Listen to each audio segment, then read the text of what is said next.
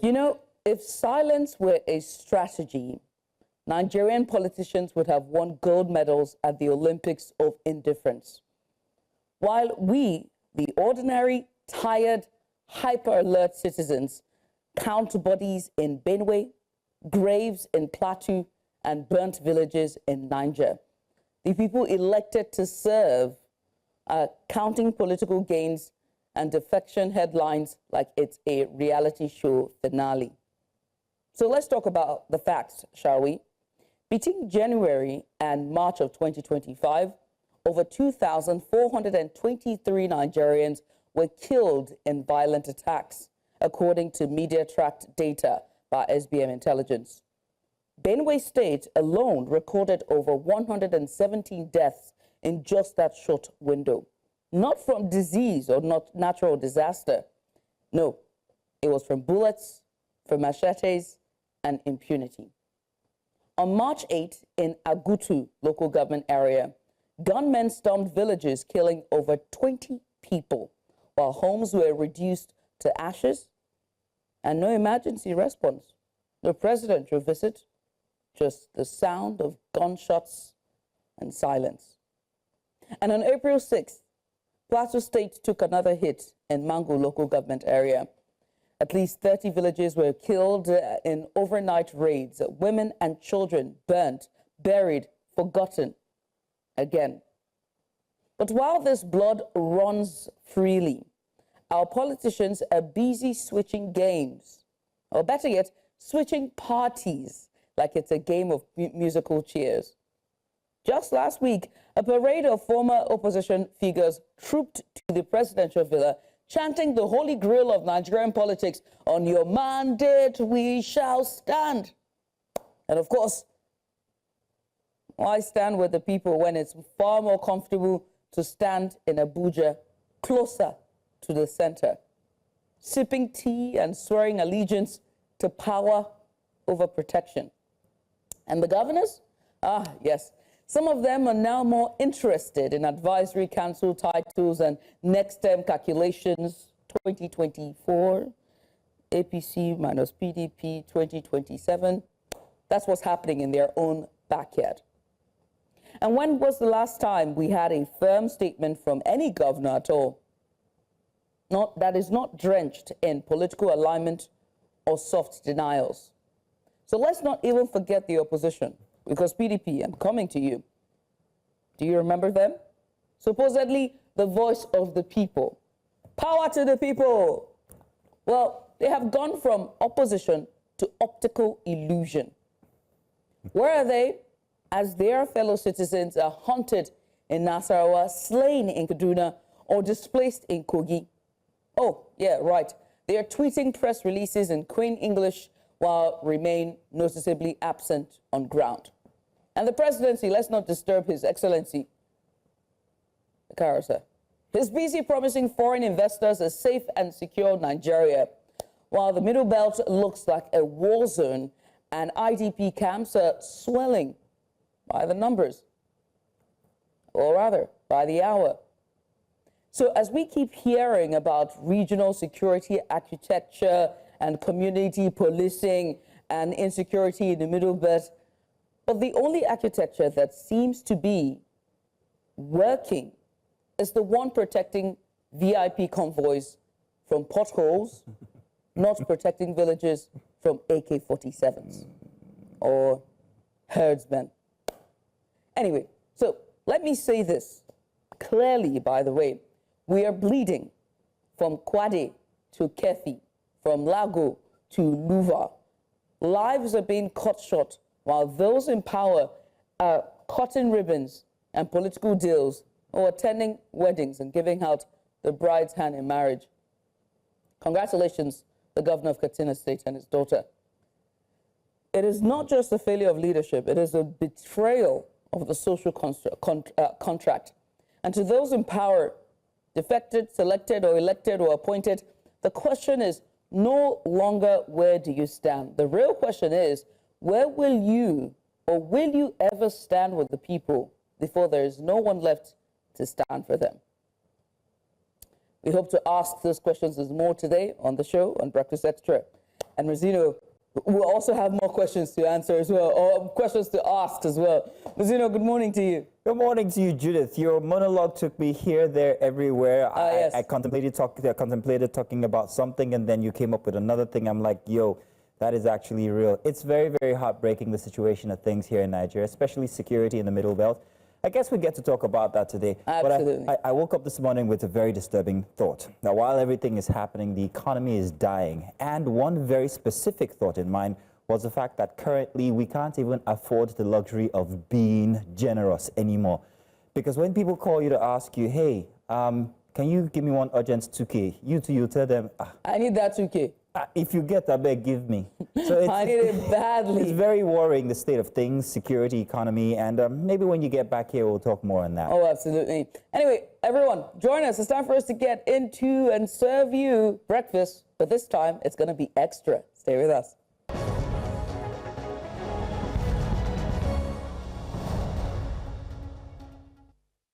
Good morning once again, and welcome to your favorite weekend breakfast show, Breakfast Extra, where we serve up the stories shaping our lives, our culture, and also our future, all with a side of heart, soul, and of course, truth. Now, here's what's coming up on today's lineup. We begin with a spotlight on World Press Freedom Day, where we ask what happens when artificial intelligence joins the newsroom. Investigative reporters and correspondents will join us to unpack the intersection of tech, ethics, and also press liberty. But then we head to the Middle Belt in our big story, where rising insecurity and waves of violence have left families grieving and communities broken. We'll have a sobering conversation about the human cost and also the silent suffering of rural Nigeria. And switching gears, on our extra special segment, pulls back the glam curtain on the world of beauty pageants, with Nigeria's reigning queens, Miss Aura and Miss Nigeria, sharing what it means to wear the crown under pressure.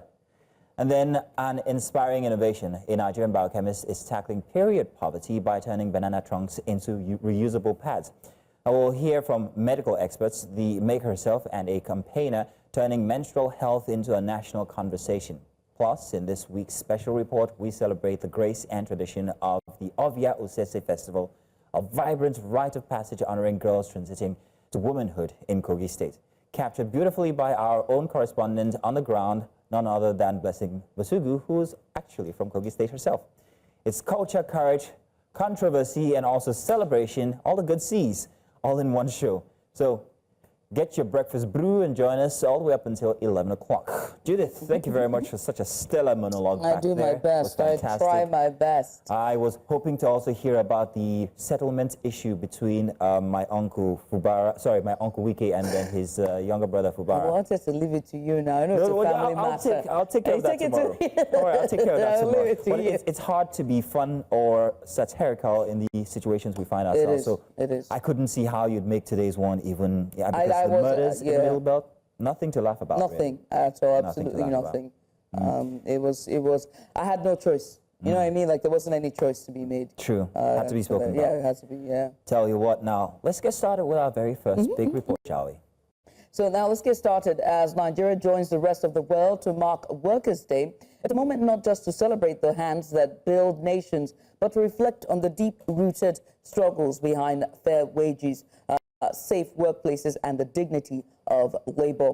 From the days of colonial resistance to the establishment of strong unions, the Nigerian labor movement has weathered threats, bans, and brutal crackdowns.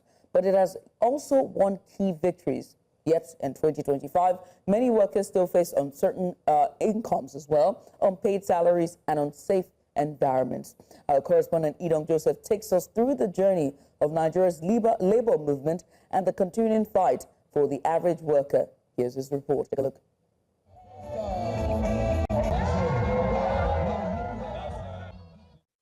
To bring you is from Joshua Imaraya, reporter live from Abuja. It was a show of unity and solidarity at the 2025 Workers' Day celebration which held at the Eagle Square in Abuja. Members of the Nigerian Labour Congress and the Trade Union Congress all converged in the nation's capital in various colors for the May Day celebration. President of the Nigerian Labour Congress, Joe Ajiru, used the occasion to call on the federal government to salvage the insecurity situation ravaging some parts of the country. Bloodshed, Uromi, Yamufu, Idani, Awo, Zamfara, Akos, Benue, Kebi, testifies a failure of leadership. The federal government must fulfill its primary constitutional duty to protect the lives and property, not lament helplessly. His counterpart from the Trade Union Congress also weighed in, urging the withdrawal of the federal government's proposed tax bill currently before the National Assembly, describing it as anti-worker and insensitive. We must demand the immediate withdrawal of this anti-worker tax bill. We want progressive taxation. We want VAT exemptions on essentials. We demand support for the informal economy, the true backbone of Nigeria's economy. Workers will not rest until we win tax justice for millions who keep Nigeria running. President Bola Tinubu, who was represented by the Minister of Labour and Employment, Mohammed Inyadi, assured workers of the government's commitment to strengthen workers' protection and improving their welfare across the country.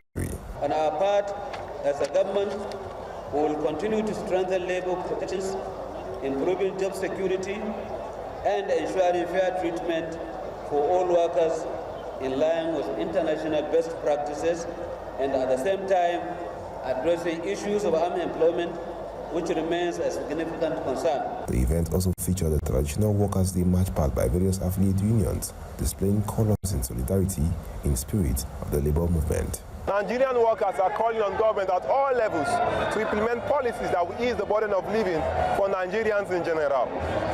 In Abuja for News Central, I am Joshua Imarai. A report from during the week there from Joshua Imarai from Abuja on May Day. Now, that was very compelling, wasn't it? Painting both the history and also the current picture of the labor struggles. In any case, now here joining us in the studio, rather via video chat, we are going to be having our reporter join us, but not just our reporter, we're also going to be having guests. Now we have Mr. Ismail Adijimo, Chairman of the Lagos State Council of the Radio, Television, Theatre and Arts Workers Union. You're welcome, Mr. Ismail. Thank you very much for joining us this morning. Thank you for having me. Good morning. You're welcome. And also Joshua Imarai is joining us as well. Joshua, good morning to you. Good morning to you, Basino. Yes, indeed. Well, Joshua, let me start with you and just talk a bit about your report. Very powerful piece that you put out, and just, profiling the issue with Ratawa, and basically just really capturing what May Day was like. But just a bit more insight, the moments that stood out to you the most in terms of the sacrifices and also the calls of the workers.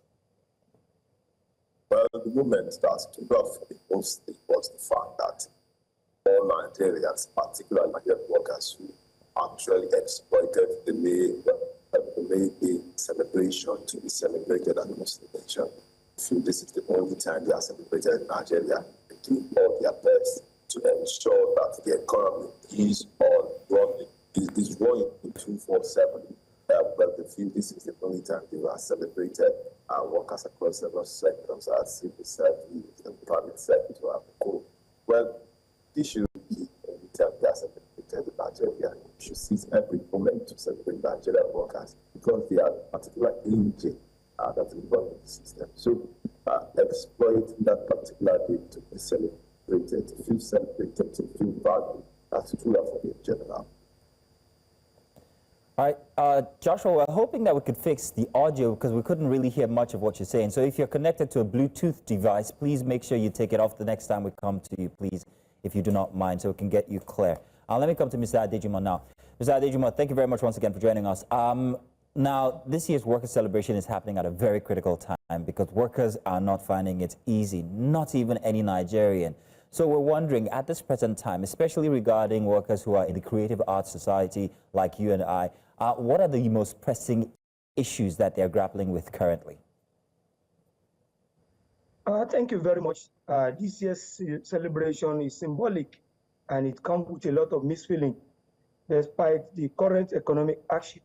And as I've said in some of your reports, you can agree with me that workers in Nigeria at the moment we are the most vulnerable. Our income is stagnant, and inflation is rising on a daily basis. And many people are losing jobs as a result of infrastructural deficiency. and insecurity is still looming in the land. So many people have lost their life.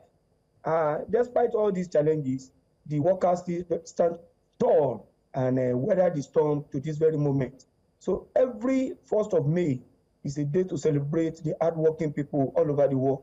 Nigerian workers have been very, very steadfast. They have been very, very committed and dedicated. We salute their doggedness and their resilience. I will continue to struggle with them to fight for a better working condition and a better wage. Because as we speak now, most Nigerian workers are not really finding it easy to survive. And that is why the theme for this year's celebration is very, very apt, in the sense that it's reclaiming the civic space in the midst of economic hardship.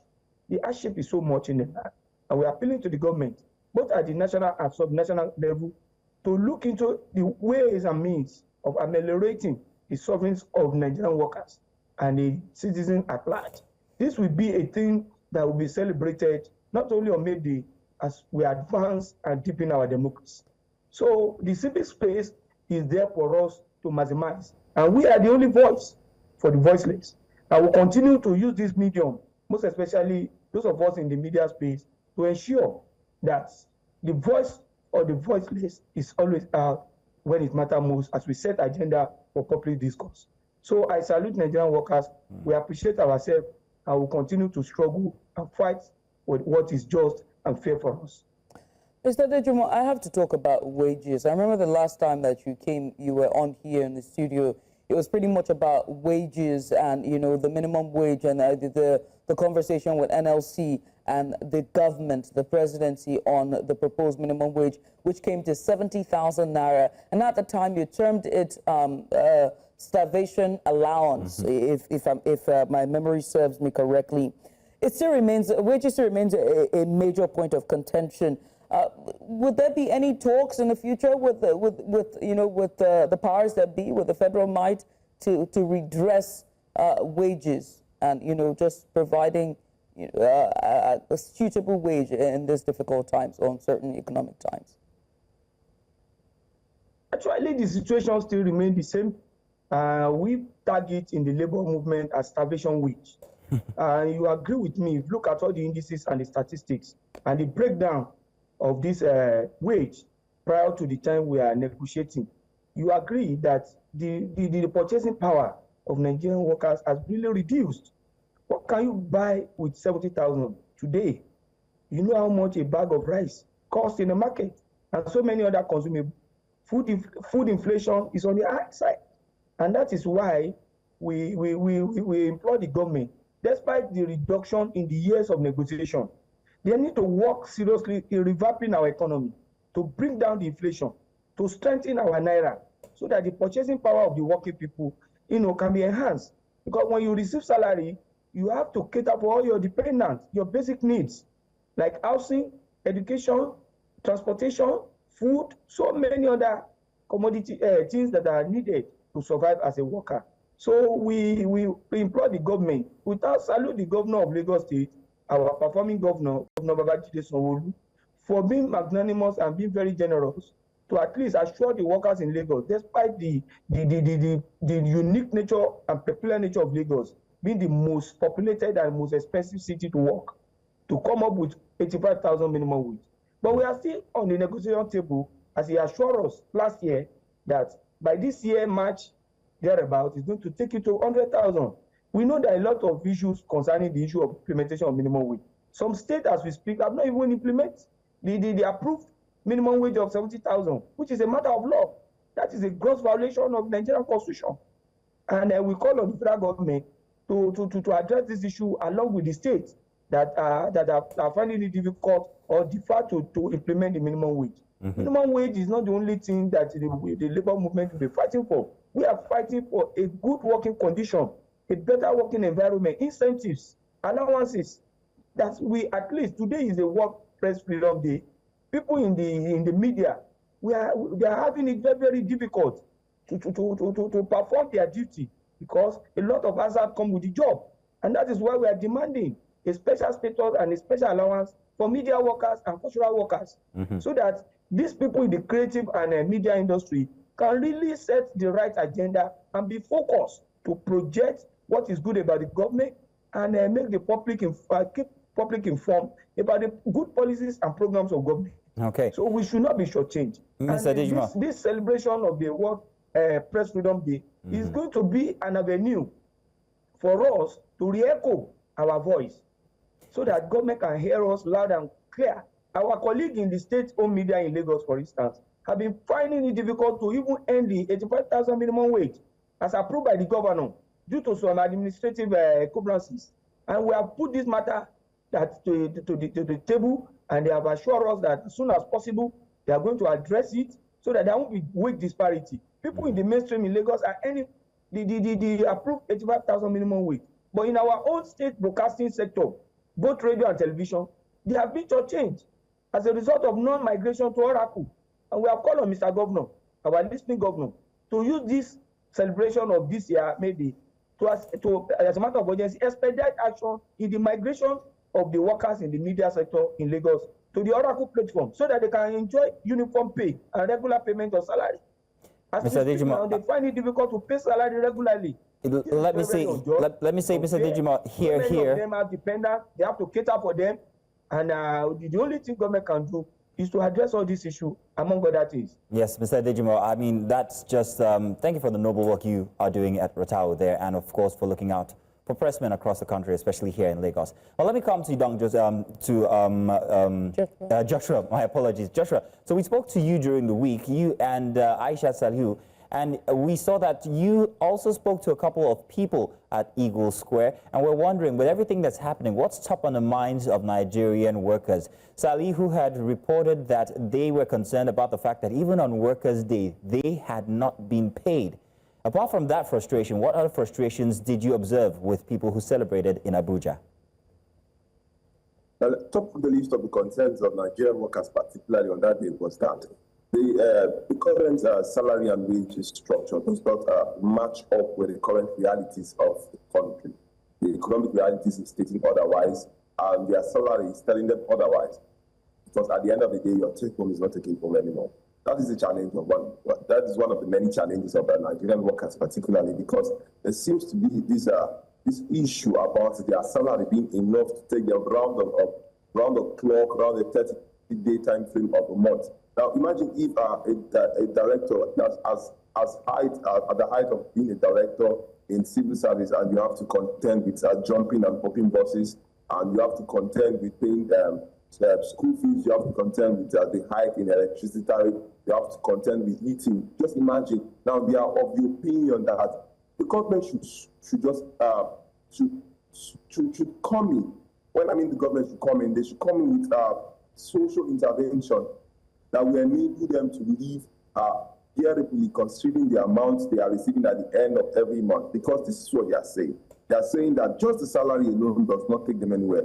Imagine you are being paid, and at the end of the month, you use everything to enter transport. Now, they are saying that even at the height of being a director, you don't have anything to show for it. This is one of the many challenges. Now, it's my interest to that on that particular day, the Workers' Day celebration, they brought a vehicle for advertisement in the Eagle Square. And a director behind me was saying, just imagine, this is the wrong audience for advertisement of vehicle, because being at the pinnacle of the director, you don't have the appropriate amount to purchase a vehicle. Only when you steal. And most of them don't have this opportunity to steal. And even though they have this opportunity to steal, they don't want to steal. Now they are saying that government should match up the energy of providing social amenities, transportation, that even to travel along the road now seems to become a problem. This is one of the grievances of Nigerian workers that they seem to be having issues with, and they need urgent government intervention. Well, Joshua, many thanks for putting that very succinctly there.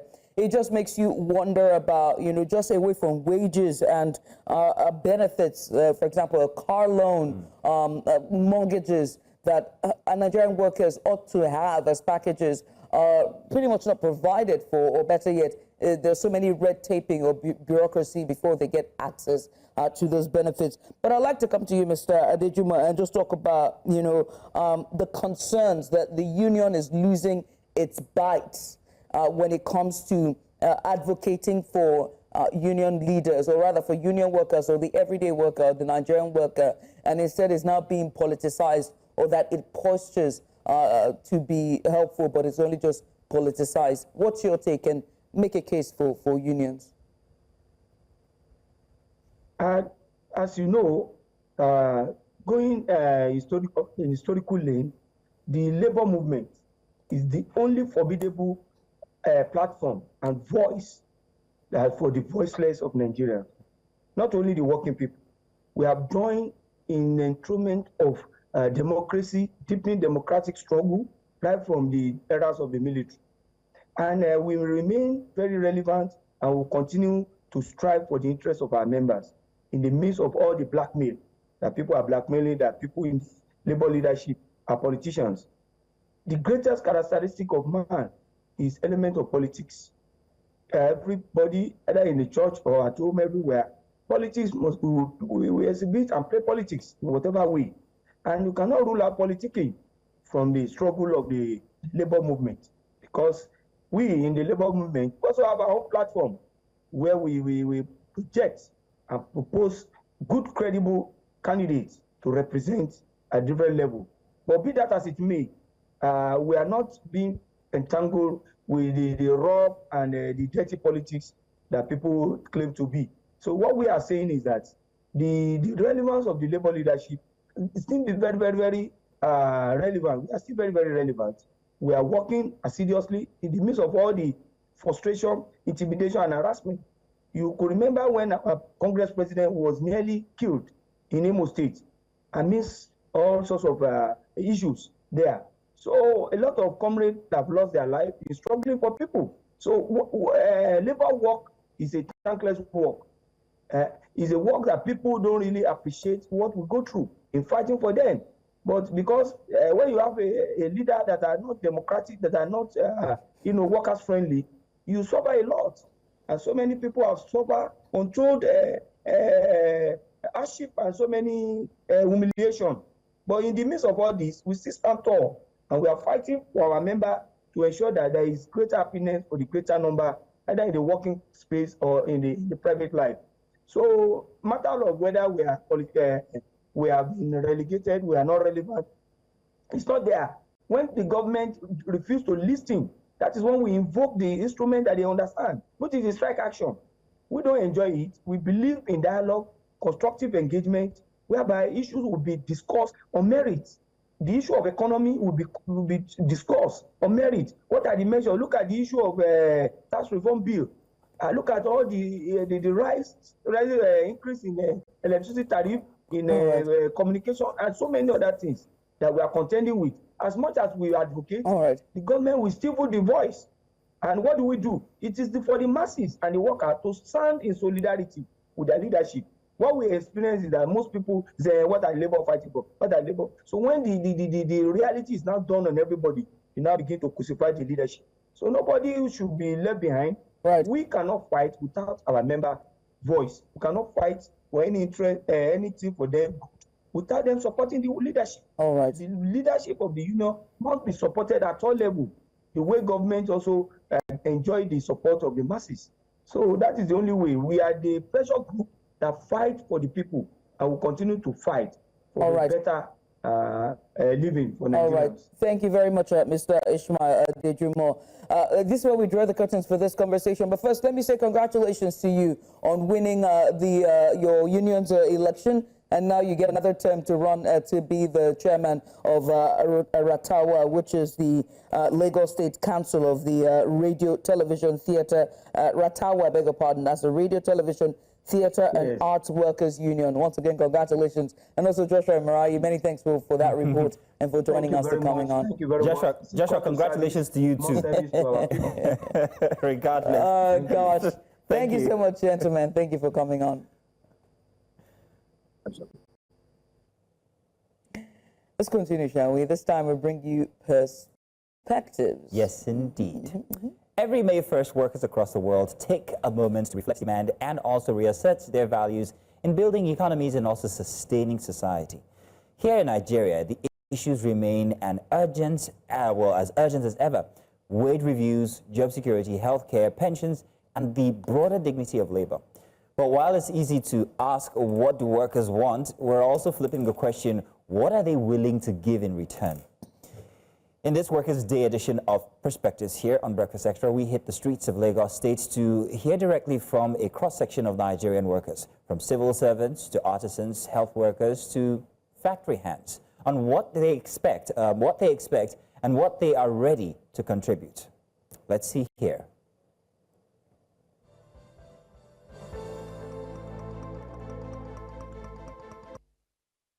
You know, when we talk about May Day, that's the only day that the workers celebrate themselves. It's all over the world. It's not peculiar to Nigeria alone, but it's all over the world. And this year, May Day is very unique in the sense that workers come out in mass to come out at least to show solidarity with ourselves. This is the only time we see ourselves, all the company will get together. But when we talk about the plight of workers, Nigerian workers, we are just working. Most times you regard that the bills is even more than the income, but there's nothing we can do. What we are going to do as a worker is that we are trying all our best to put in our best, but our employer, they are not doing the best. They are not doing well for us. That is why every year we keep on agitating for increase in wages, But the more they increase the wages, the more the bills to pay the wages is also increasing. Yeah, that's workers. The one area that the employer can improve the life of workers is in terms of accommodation. When they subsidize accommodation for them, when you have a place to put your head, you have solved almost 60% of your problem. The reason we celebrate, I will celebrate, is because I'm alive. That's just the reason. But looking at the dynamics of what we are having around us as workers, we may not have any reason to celebrate.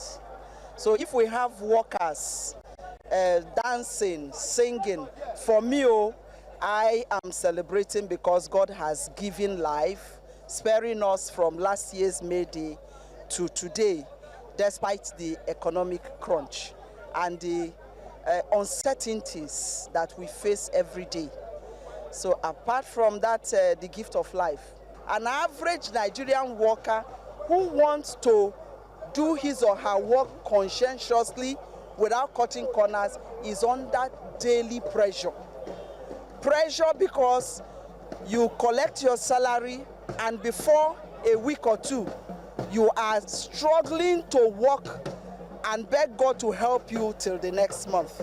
So it's really not a place where people are having peace.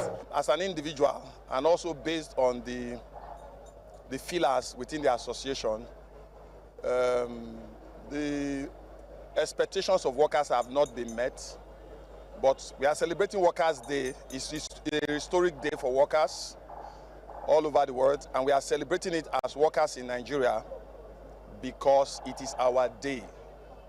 It's not a government day, but it's a day for workers.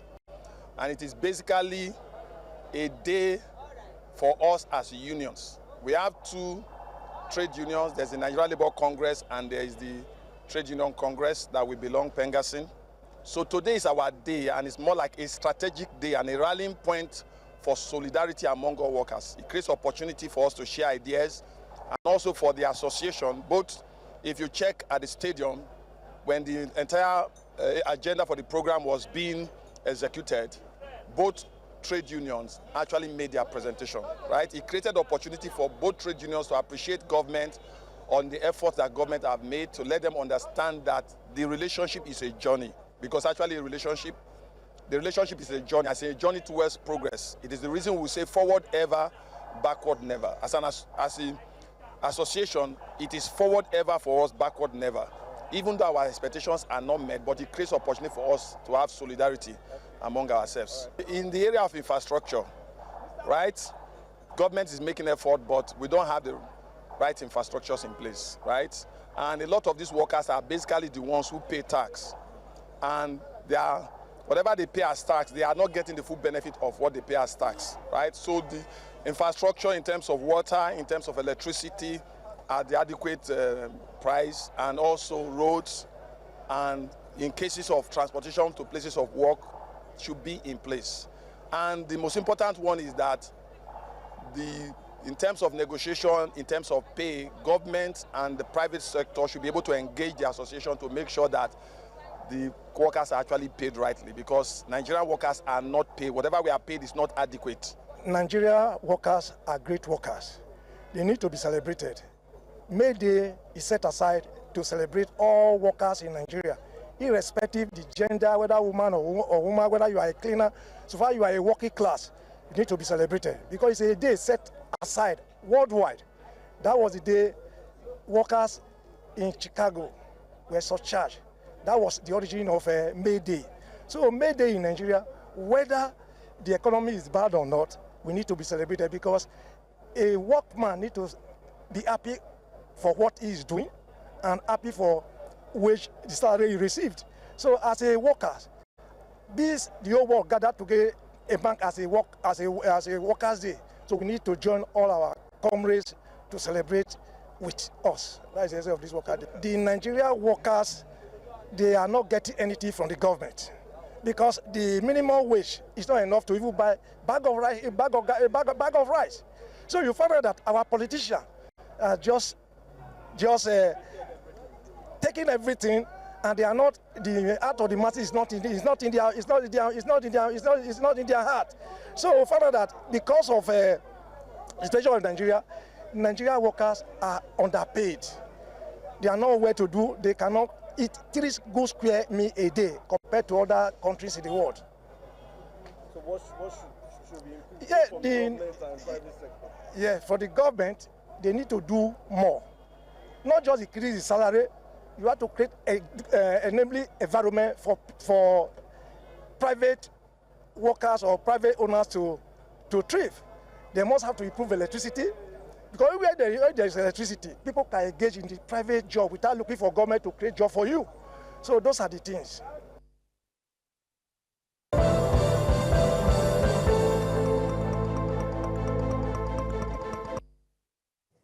There you have it, a cross-section of workers. They're just expressing their grievances on why they're celebrating what they want and what they want to see change for Nigerian workers. Let's go on a short break, shall we? When we return, it's time for us to get started in our first big story for today. And this time, it's all about World Press Freedom Day. But first, that break. Stay with us.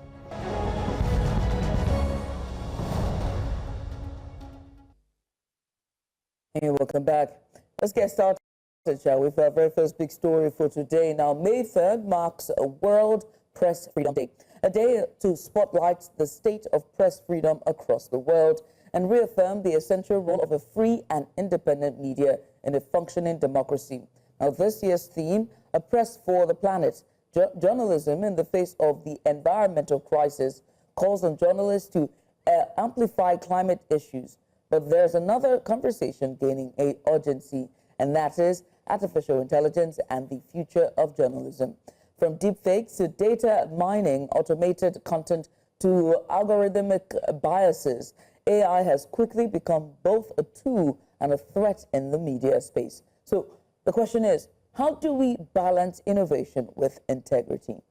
Trust me, Judith, we're here now. We're having this conversation. Joining us for this big story, 2 journalists on the front lines. We'll be introducing one for now. We have Bernard Akedi joining us. Oh, yes, we have Bernard. He's joined us now, our News Central correspondent. Bernard, good morning. Better late than never. Thank you for joining. And, of course, we also have Daniel Ojukwu, senior investigative reporter with the Foundation for Investigative Journalism. You're welcome, Mr. Ojukwu. Thank you for having me. Grand. So, first off, let's get started with you. Mr. Ojukwu, let's get your thoughts on the infusion of AI inside of journalism. Okay, advanced intelligence, artificial intelligence, however you want to put it, is actually a very helpful innovation around the world across various fields. In journalism, it has helped with open source intelligence, it has helped with information gathering, it helps with cleaning reports, verifying details as quickly as possible. So AI has actually done a lot of good for journalists who know how to employ it for the benefits of their work.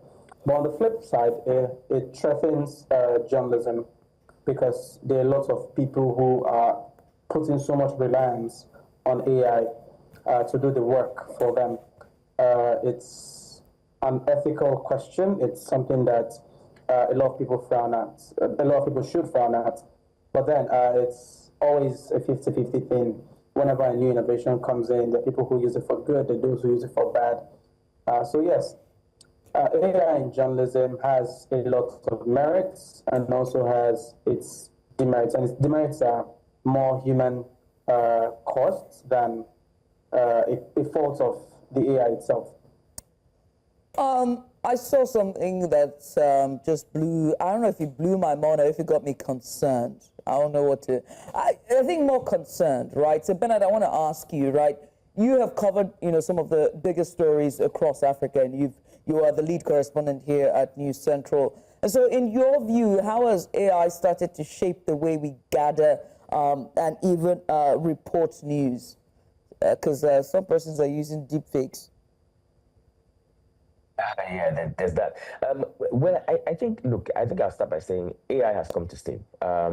The sooner we embrace it and appreciate it and use it well, and just like the guest also said, responsibly, basically, the better for us all. AI has helped me as a journalist to crack into places that ordinarily would have been difficult for me to get into. AI has helped to delve deeper into certain cases. However, AI again is garbage in, garbage out, like every other kind of technology. Basically, AI is a function of what you feed. So be it you, the individual who is using it, the prompt you give these AI tools will determine the kind of responses you will get. Also, one major factor is this, right?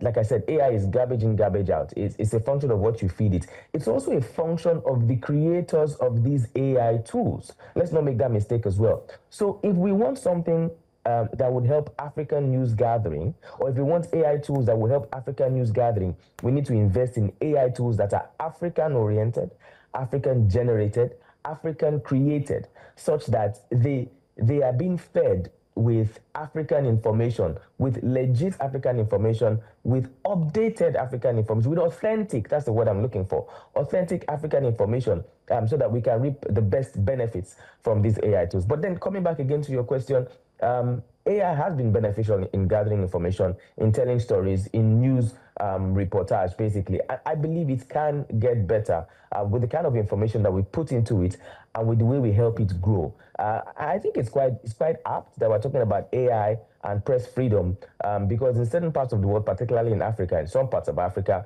press freedom is still a challenge, right? And if press freedom is a challenge, the growth and generation of AI in these places will also be challenging. So it's good that we're merging these two topics together. I wanted to pick your brain on maybe you've had this experience. Have you ever put it, like you said, garbage in, garbage out. Have you ever asked ChatGPT to do something and it gave you a totally different but very refined form of something absolutely not inside of the topic you asked it for? Based on that now, taking AI as a tool when it comes to journalism, are we concerned about the editorial standards? Are we sure that this isn't going to compromise what it is we're doing now as professionals? So I'd like to hear your take, Bernard, and then perhaps maybe Daniel as well.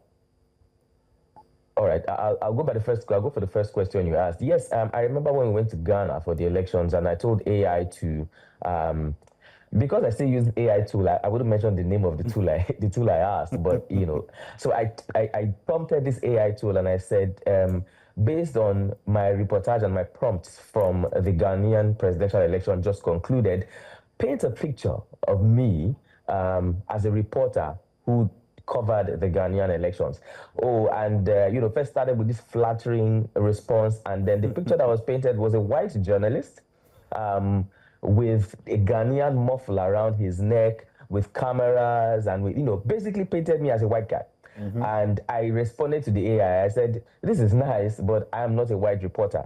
And then it apologized and asked if it could do something better for me. But then again, as I mentioned earlier in the previous question, this is based on the creators of these AI tools. So the tool had already believed that with all the prompts I put in there, it most likely will be a white guy who would do such a good job. And that's why it painted me as a white journalist. That's on that side. Now, on editorial ethics, basically, I think every newsroom, if we must actually go well with AI in editorials. I think we need to start having certain trainings on AI and how best we can use it in the newsroom and in journalism, basically, such that AI is supposed to be a helping tool and not the tool that actually starts the work. So I had the training on AI and the newsroom by the it was put together by the US consulate and the US consulate and some organizations basically. And the truth is, when using AI actually will make work faster, it will make it seamless, it will make it smoother, but then it should be a function of what you have put into it. And then there has to be stopgaps, there has to be gatekeeping by certain editorial bodies. These editorial bodies now have to be real life human beings and individuals that would cross-check what AI has given before eventually it goes on air or goes on screen. So AI should not be the final result. AI should be a tool, as it is called, to help. You know, it's supposed to be grease to help oil the wheel of production in anything we're doing, including in the newsroom and news generation, so that at the end, everything that AI has done should still land on the desk of an editor who eventually pushes it out. For cases where there are issues, for cases where AI is not given as accurate a result as we need, such editors should be able to put it out. I'll end by saying, I've seen where people are asked to put out stuff, and sadly, in some print media, I've seen where people have just gone straight to AI, put some stuff there, and what AI gave them, they published it. You can tell. If I see things done by AI, I can almost tell. And these days, there are even AI tools that can help cross-check other AI tools to know that what you got was AI. You know, so it's AI checking itself. So again, to end this, there has to be physical human presence, you know, as gatekeeping to check what AI is putting out before we put it out on our news platforms. So it has to work in the newsroom. Daniel Ojukwu, I'm wondering if you have any take on that. Yes. I'm actually very fascinated by prompt engineering, which is Bernard Okeya was hammering on. I read the nuances around prompt engineering, and I put out something on my X page on how I was telling ChatGPT to send me a Ghibli photo of the president, and the picture I gave it for it to convert, it told me that no, it couldn't do that because it had some ethical questions and whatnot. And then I had to tell the ChatGPT platform that it should consider me as the president. And I pushed back first and said, no, I know you as Daniel Ojukwu. We've been interacting for a while. But after 3 tries, it came back with the results and said, okay, you're president, this is your information. And it gave me open source information on all things President Tinubu. And after a while, after considering me to be the president, it gave me that image I requested. So it's garbage in, garbage out. It's what you feed these things. Some simple prompts might give you some simple results, and it's just not what you want. So sometimes you have to put in so much work into crafting a prompt, into designing the right information you want it to produce. And then after it has considered that lengthy prompt, it produces whatever you need. You can bypass a lot of things through prompt engineering. And recently I've come to learn that you can even trick things like Turnitin and several other AI checkers. All you have to do is create something that counters all the things that Turnitin looks for, all the things that AI checkers are looking out for, all the things that humans would see and consider AI. Sometimes you read text and you see a lot of gerunds, you see a lot of words ending in ing, you see a lot of adverbs, you see a lot of repetitions. And if you take a proper prompt and tell the AI to erase all the gerunds, erase everything repetitive, you give it 3 500-word essays, ask it to study it, and then produce a similar 500-word essay with a few issues here and there. It creates it for you. So if you run it through any AI checker, those AI checkers will struggle to see that it was created by an AI, simply because you've created a lengthy prompt that answers every single question these AI checkers would see. And a lot of people are learning these things to beat the system. So while AI might be novel to a lot of people, people are already taking it to that next level where they can bypass all of these checks that we have.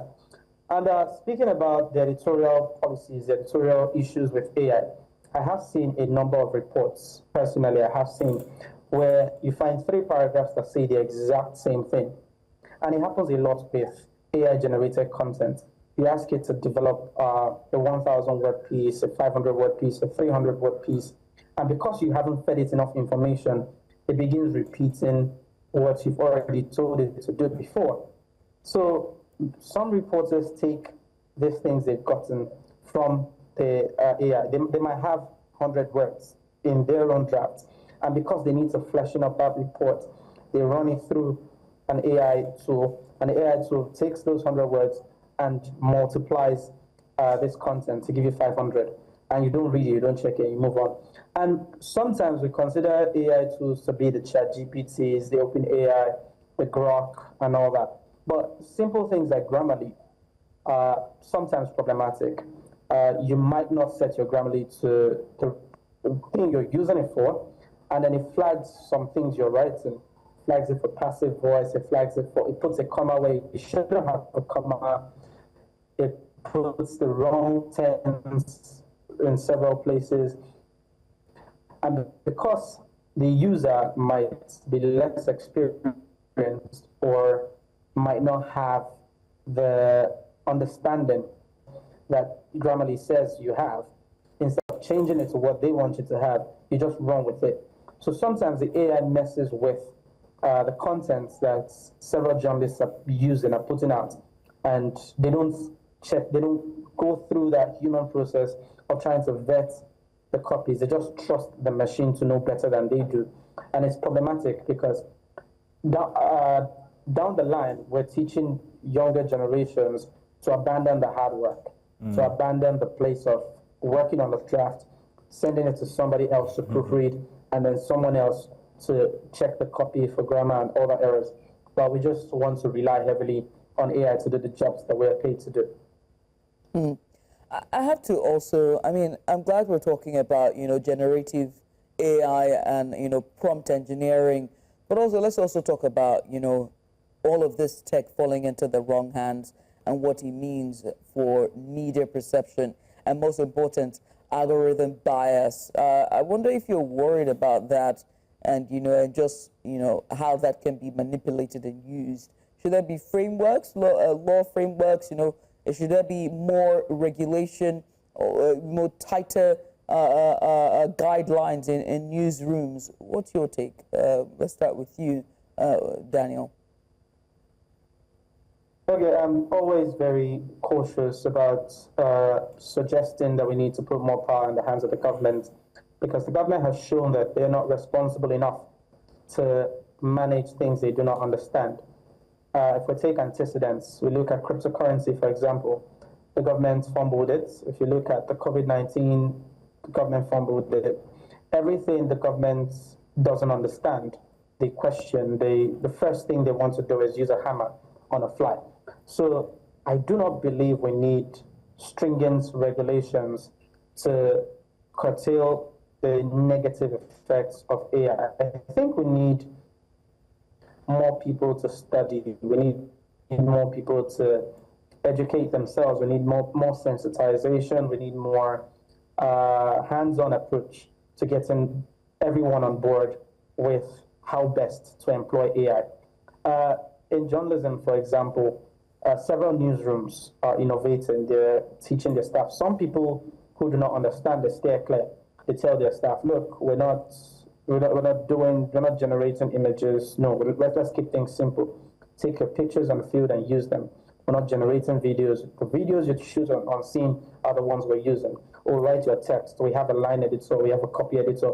They keep things normal, mundane. They don't want to change. And it's safe. I wouldn't question it. I wouldn't fault it. It's safe. It's a safe approach. But those who want to use it go the extra mile of studying, of reviewing, of checking through several platforms that could enlighten them, that could teach them how to best employ ChatGPT, best employ Grok, best employ several of Midjourney, several other AI tools like that. On the part of the government, I think that they should work with regulatory agencies or regulatory bodies that govern different practitioners. If you're looking into journalists, then the NUJ should play a key role. The Editors Guild should play a key role. Those people should be the ones saying, oh yes, if AI threatens society in terms of disinformation, in terms of inciting the public, in terms of creating fictional stories that could harm the polity, then the Editors Guild, the NUJ, should be able to stamp their feet, put their feet on the ground and say, yes, we're addressing this matter. Not put it in the hands of the government, because the government would just say, oh, let's jail everybody. Let's ban AI in the country. That's always the approach they take. Bernard, are you worried that we might get to that point where AI in itself actually threatens jobs, and I mean real actual jobs, where perhaps I and Judith could be replaced by AI? Well, they're not. I'm just going to say so. I cannot say what I want to say. You're irreplaceable, like no Judith. Yeah. But does it worry you, Bernard? You're asking me to go back to the movie The Terminator. You remember that? Go there. Oh, that's right. So I do not think that AI would. There's a slogan, right, for AI that I learned when I had that training, and it says, the slogan goes like this: I don't believe that AI would replace humans, but I believe that people with the knowledge of AI would replace people without. That's very interesting, Bernard. So I'd like that to sink in very well. Now here's what I think. AI would not replace Judith. I'd love to keep seeing Judith's face on TV, as I'd love to see. Yeah, well, they're now doing deepfakes and people's likeness to read the news in different languages. Definitely. So AI can be fantastic with all those things, right? And again, it's garbage in, garbage out, what you feed in AI. And then we're seeing AI now that is self-generating, right? Teaching itself, self-taught, and improving itself. However, there's that human element that I strongly think and feel and believe that AI cannot entirely replicate and cannot entirely take away. And I think that's the difference. That's where human beings still supersede AI at some point. I strongly feel that AI would become, as already is becoming, an amazingly powerful tool in terms of everything from military warfare, sadly, yes, from military warfare to education, to everything at all, to engineering, to healthcare. AI already is getting there and will go further, but not without human presence. So again, what we need, just like Daniel said, is for people to invest more in teaching themselves and teaching others about AI, and for those of us here in Africa to invest in our own homegrown, home-generated AI tools, such that rather than having AI replace us, as we are beginning to see in some cases, we're going to have us use AI to the best of our advantage. That fear, Mazino, that fear is very valid, but we just need to work, tighter on creating AI tools and controlling those AI tools, and then empowering people to learn more and to use AI tools better, so that we don't have that fear of AI replacing humans. Well, while you were talking, I actually just sent you a message, maybe something you could look at. Perhaps you've seen it. I'm not too sure. But I like to liken the situation to back in the days when I was growing up in the 80s and my father saying, you can't use the calculator when I'm doing my mathematics assignment. But then these days, we've got calculators on our phones, on our watches and everything. It's commonplace. Because back then he used to say it won't always be available. Is that the same thing we're seeing with AI? Is it just a modern iteration of what we had back in the day with the calculator and then the scientific calculator, and then now we're talking AI? Would it do any damage or absolutely make our jobs better? Would media owners abuse it and say, cut jobs, let's put AI there instead? Those are the questions that still are going about in my mind. Judith, I don't know if there are any concerns to sort. Listen, I've said it. That advertisement that I saw, was it 3 days ago, 2 days ago? With AI generative anchors reading the news in one of the TV, that thing blew my mind.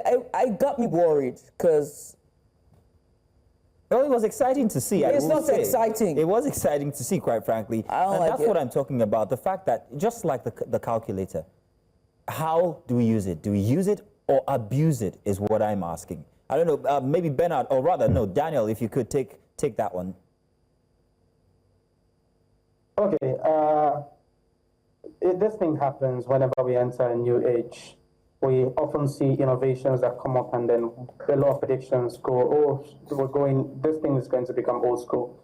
If we take a history of journalism, for example, we had newspapers, we had radio, we had TV, and then cable came along. Social media came along, what we call the new media, online.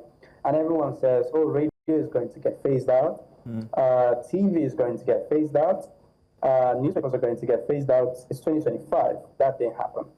A lot of people still invest heavily in radio. Radio makes a lot of money from commercial activity, advertisements and whatnot. People are innovating. Now that's the place of growing with the times. Several radio stations now do video. We have people who will take videos of themselves in the studio and post it up on social media. So they're combining, they're collaborating with the new media. We have TV that's social now. TV is on cable, TV is on the internet, TV is on social media. It's everywhere. Newspapers are also on the online pages. They're important for record-keeping purposes. You want to do a change of name, you have to be in the newspaper. You get a court judgment, that's how you put it in the newspaper because it's more permanent. Now, the analogy of the calculator, everyone who grew up with the introduction of the calculator, the advancements of the calculator, everybody wanted to have a scientific calculator because it made things faster. But every school will teach you that you need to be able to do mental math. You go into an examination hall, you see numbers. If you can piece together two-digit numbers, three-digit numbers, four-digit numbers, if you can't crunch those numbers in your head in real time, and you're heavily reliant on a calculator, you're not going to develop anything. You become static. You become robotic. If you're going through life and you can't make sense of numbers, you can't do math on the go without having to first pull up a device to solve those simple things. You can do square roots, raise to powers and all that. It's problematic. So it's the same exact model with AI. When we talk about AI, we're always saying don't rely heavily. Don't put all your faith in a tool. Don't think that because AI is here, no one is going to pick up a pen and paper and write things down. No one is going to paint pictures because AI is going to draw pictures for you. No one is going to design things with graphics because Canva is there for you. No, all of these things are just things to make life easier. That's what machines do. They make your life easier. They don't replace your life. They don't replace the place of hard work. Right. What they do is just simplify the process. Right. Bernard, can I just express my grievances here? I think it's diabolical and preposterous that you were going for a training at American Council, and you didn't think to invite me. You'd be in this office on Monday morning. Please do not go into your office because I would have it locked. The number you're calling is now unavailable. But I mean, you are the lead correspondent for News Central. We've been talking about training and human capacity building, to adopt AI. Isn't that going to be expensive? What would it look like to train and retrain so we don't get garbage in, garbage out, and then it goes on air? I don't think it would be expensive. I don't think it should be expensive. And here's what it shouldn't be expensive, but it's not invite me. It shouldn't be expensive, but it's not invite me. Don't worry. I got the invitation. I'm sorry. I got the invitation and couldn't extend. But I think what we can do actually is train the trainers. So we pick certain people who are in strategic positions, particularly of leadership, so to speak, and then position them in places where other people can gain the knowledge that they have received. For example, I got that training and I was able to put out a few things to some people who were close to me that I was able to teach. And I still do that, when I have reporters who come on board, I have people who are trying to do stories, new reporters, and I try to explain to them. However, just like Daniel said, I don't make the use of AI the first thing that I'll tell them when it comes to reportorial and reporting, basically. Let them use their head and do the regular, do the traditional heavy lifting. Just like Daniel said, when it comes to math, do the normal mental math first. Do the so-called quadratic equations. Do the normal 2 times 2. Do the long divisions and the short divisions and all of that. So I'd like the reporters, and I always tell, I'd like them to do the regular things first. Now, write your scripts first. Think about the story. Develop it. Interview your guests. Then piece everything together. Now, when you're done, you can now tell the AI tool, you can feed the AI tool with the prompts that you want it to do with your script, either to reduce it to a 3-minute TV news report, or elaborate it depending on as the case may be, right? Or infuse this, infuse that. It will interest you to know that AI would even put the interviews, what you did not ask your interviewee, AI will put the questions there and put the responses by the interviewee. So AI can actually do everything for you, but it's up to you to ensure that traditional news reportage, traditional newsroom standards are still upheld and held high. And then AI comes in to simplify, just like he said, the machines that will simplify things. But still coming back to how expensive or how cheap they will be, again, it shouldn't be too expensive. Yes, training generally is expensive, but it shouldn't be so expensive so that we can invest in training a good number of people and then have them train and retrain the generality of the newsroom. I think that's the only way we can have it, have the knowledge of AI spread better, as time goes on. And then eventually, when it becomes a bit cheaper, just like every other thing, or rather more affordable, let me not use the word cheaper, when it becomes more affordable, then we can now talk about training of larger groups of people in depth. In depth is the word. I mean, gentlemen, I wish this conversation could continue, but this is where we have to draw the curtains. Thank you so much to you, Daniel Ojukwu, senior investigative journalist, a reporter for FIJ, and also our very own lead correspondent here at News Central, Bernard Akede, who I have a bone to pick with on Monday. Gentlemen, thank you so much for coming. I appreciate you for doing this with us. Thank you for having me. And happy World Press Freedom Day to both of you. Yes, indeed. Oh, yeah, happy World Press Freedom Day to you, too. We do pray for that press freedom here in Africa. Oh, we really do. Another topic, Bernard. Conversation. Go. Yes. Bye-bye. Go. Bye-bye. Stay tuned, because coming up, we're going to be doing the dailies in a bit.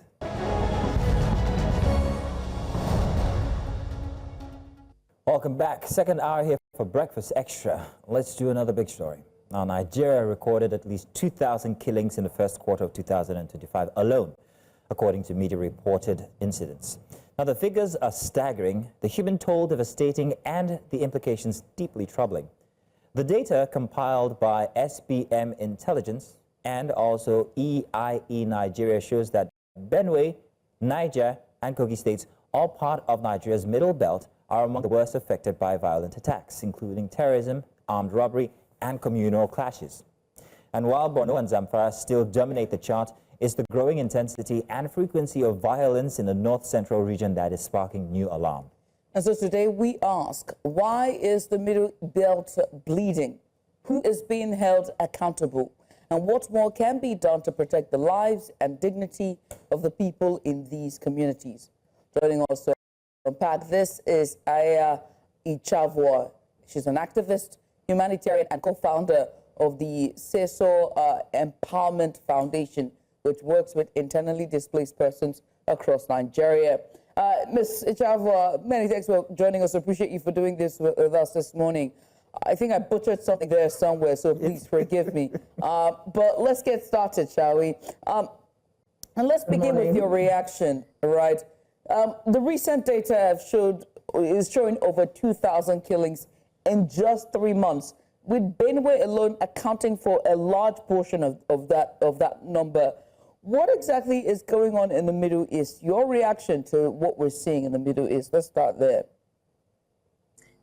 Okay, so one of the entities I've been working with is a co-convener of the Middle Belt Concern.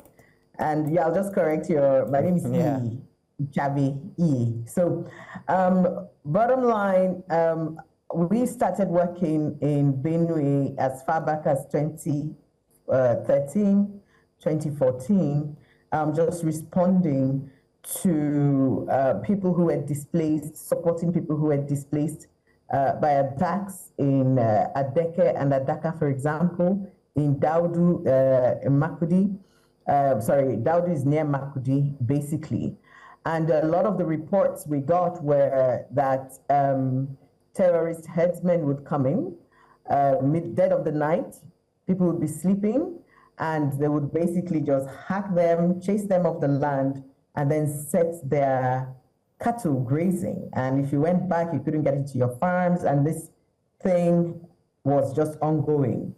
Of course, initially, the first was like, oh, there were these traditional, quote unquote, conflicts or skirmishes or clashes. From time to time, they would have conflicts over land, over water. But over the years, we've seen these things escalated and has grown. We've gone to various communities across Benue, whether it is in Agatu, Ayla in Agatu, where I think it was in March, 2016 or so, where several people were killed in Agatu, over 100. We visited Ayla to take relief materials. And what we saw, even though there was a bill that was prohibiting open grazing, we saw cattle on several farmlands just grazing openly. We started doing heavy advocacy with a number of our partner organizations, even going on television at the time with, I think it was 2017, with the Minister of Agriculture actually coming on television to say in an interview that they had allowed herdsmen to carry weapons, AK-47s, to protect themselves and protect their cattle. But the converse of what we were seeing was that these herdsmen could carry these weapons freely, openly, and that's what we've seen across the Middle Belt. They go with impunity, destroy people's farms, and then, of course, sometimes the farmers will say, why are you eating my crops? Why are you doing this and doing that? And then they start attacking. So that's one thing. Of course, too, we know that the Middle Belt is some of the most fertile land, savanna, across in the country. So there is that. And there is a documentation, I think, many years ago, some of the farmers allege that one major traditional ruler in the north had said that the land in Benue and in the Middle Belt was the most fertile for their cattle. So there are these indications, right? And they come down, especially when it's beginning to be dry season, and we're going to get into the rainy seasons. So there's this whole thing about water. They come in, destroy crops, graze, and do so many different things. And of course, once you say, why are you destroying my crops? They start killing. And it has escalated in several communities. Just before our call, I was just tracking a number of the attacks. I can't even count how many, dating back from Plateau away with 2001. We're actually just compiling and putting it all together. But the attacks, there have been more than 100, affecting thousands. And this is dating back as far as 2001. I'm even looking at figures from 2012, and it's just, the list just goes on. We've done studies in Taraba, Plateau, Benue, and it is incredible the level of damage, of killings, the number of lives that have been lost. Not one, mind you, person has been prosecuted for these killings. And the cattle rearing interests continue to mutter threats and say they are going to attack anyone or they're going to do reprisals, and saying things like in 2018, for example, when 300 cattle were, I think, killed in Plateau, the MacBan came out and said they would do reprisal attacks. That is on record. So there are so many of these, I think that was actually recorded by Business Day, for example. So there are so many of these attacks. So the Middle Belt is attractive. That's on the one food. And then the other thing we're beginning to see, I was just tracking again and talking to a few of the people on ground in some of the communities. I'm from Kwande in Benue State. And we have, for example, some of the communities that have been sacked. We have in some of those communities gold deposits, lithium, lead. Local government, for example, too. Anye is one of the local the communities there. they've been sacked. They also have lead, and there are other minerals all there. In Plateau, for example, in some of the other local governments, in Bokos, there's a community called Tenti. I was just talking to one of our co-conveners in the Middle Belt Concern, who had gone to visit that place, and he said that the communities, they've all been they've pushed out the community. There are just a few there, and there is mining going there. So there are associated minerals. There's also columbite. There's iron. We know that Plateau, for example, was a mining hotspot for the British when they were here. They were mining tin. I'd like to come in there. So there are all those.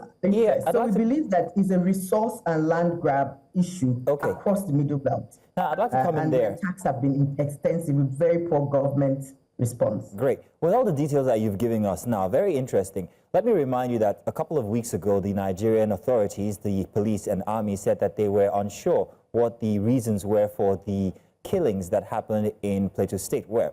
Now, you've just given us other instances in other states, Benue to be precise in this case.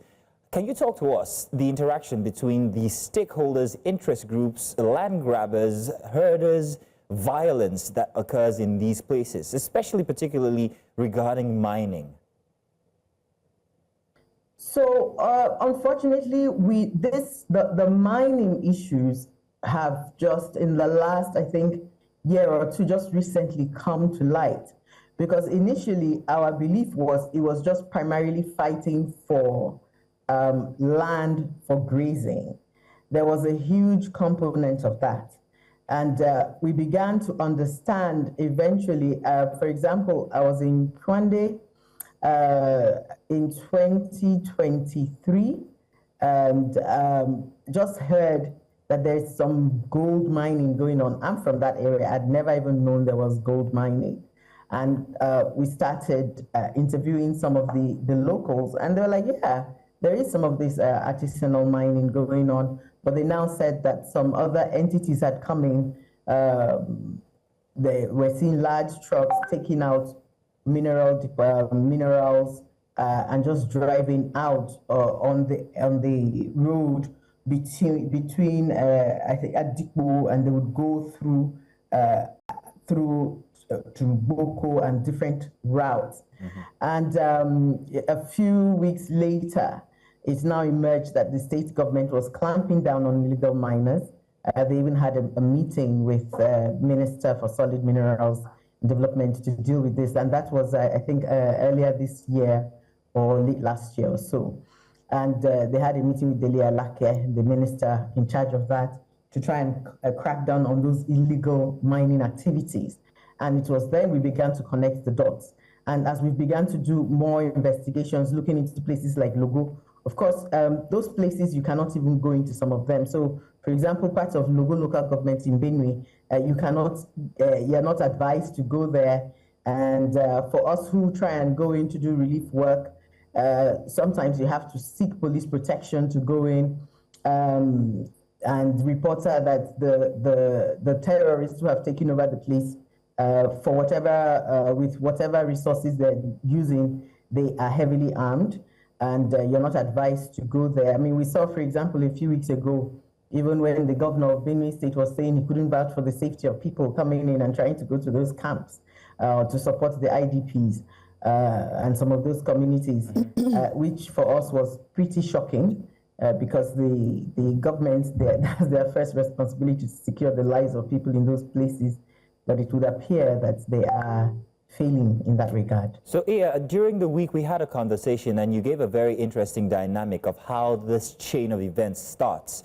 You talked about the fact that sometimes it starts as a, land grabbing case where people are chased out of their ancestral homes and then they're replaced by their, aggressors who stay on these pieces of land, and then eventually you see mining activities begin to move in. So there seems to be a connection between these herders, in quote, and then the mining activities that starts eventually with the people losing their lands. Could you take us through that again, intricately, please? So I think, for example, what we've seen in Kwande, as far back as 2013, we were very much aware that there was a community in Kwande called Moon. And Moon in Kwande had been sacked since that time, and they've basically been displaced and they are in Jatoaka and just scattered around. And they've not been returned to their homes, and those places have been taken over. I remember I ran for office in Kwande for House of Reps in 2023. And there were just some areas that were considered no-go. Mon was one of them. People were, grazers were there. I've mentioned Aila Agatu. Now, we don't have, sorry, can you still see me? Yes, we can. Yes, we can. Okay, sorry, my screen just went dark for a minute. We don't have any,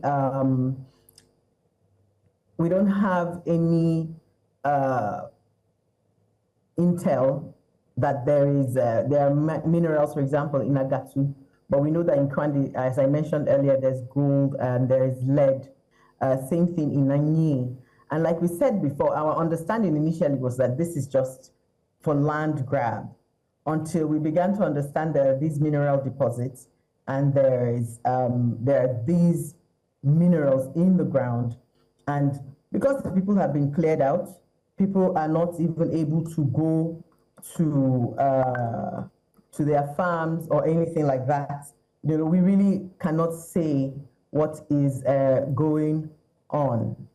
The Mon I particularly mentioned, since it's just been they've been ransacked in Anwase, which is also another village up in Kwande as well. They've sent out the people. They attacked. There was a Christmas Day massacre, which was not so widely reported.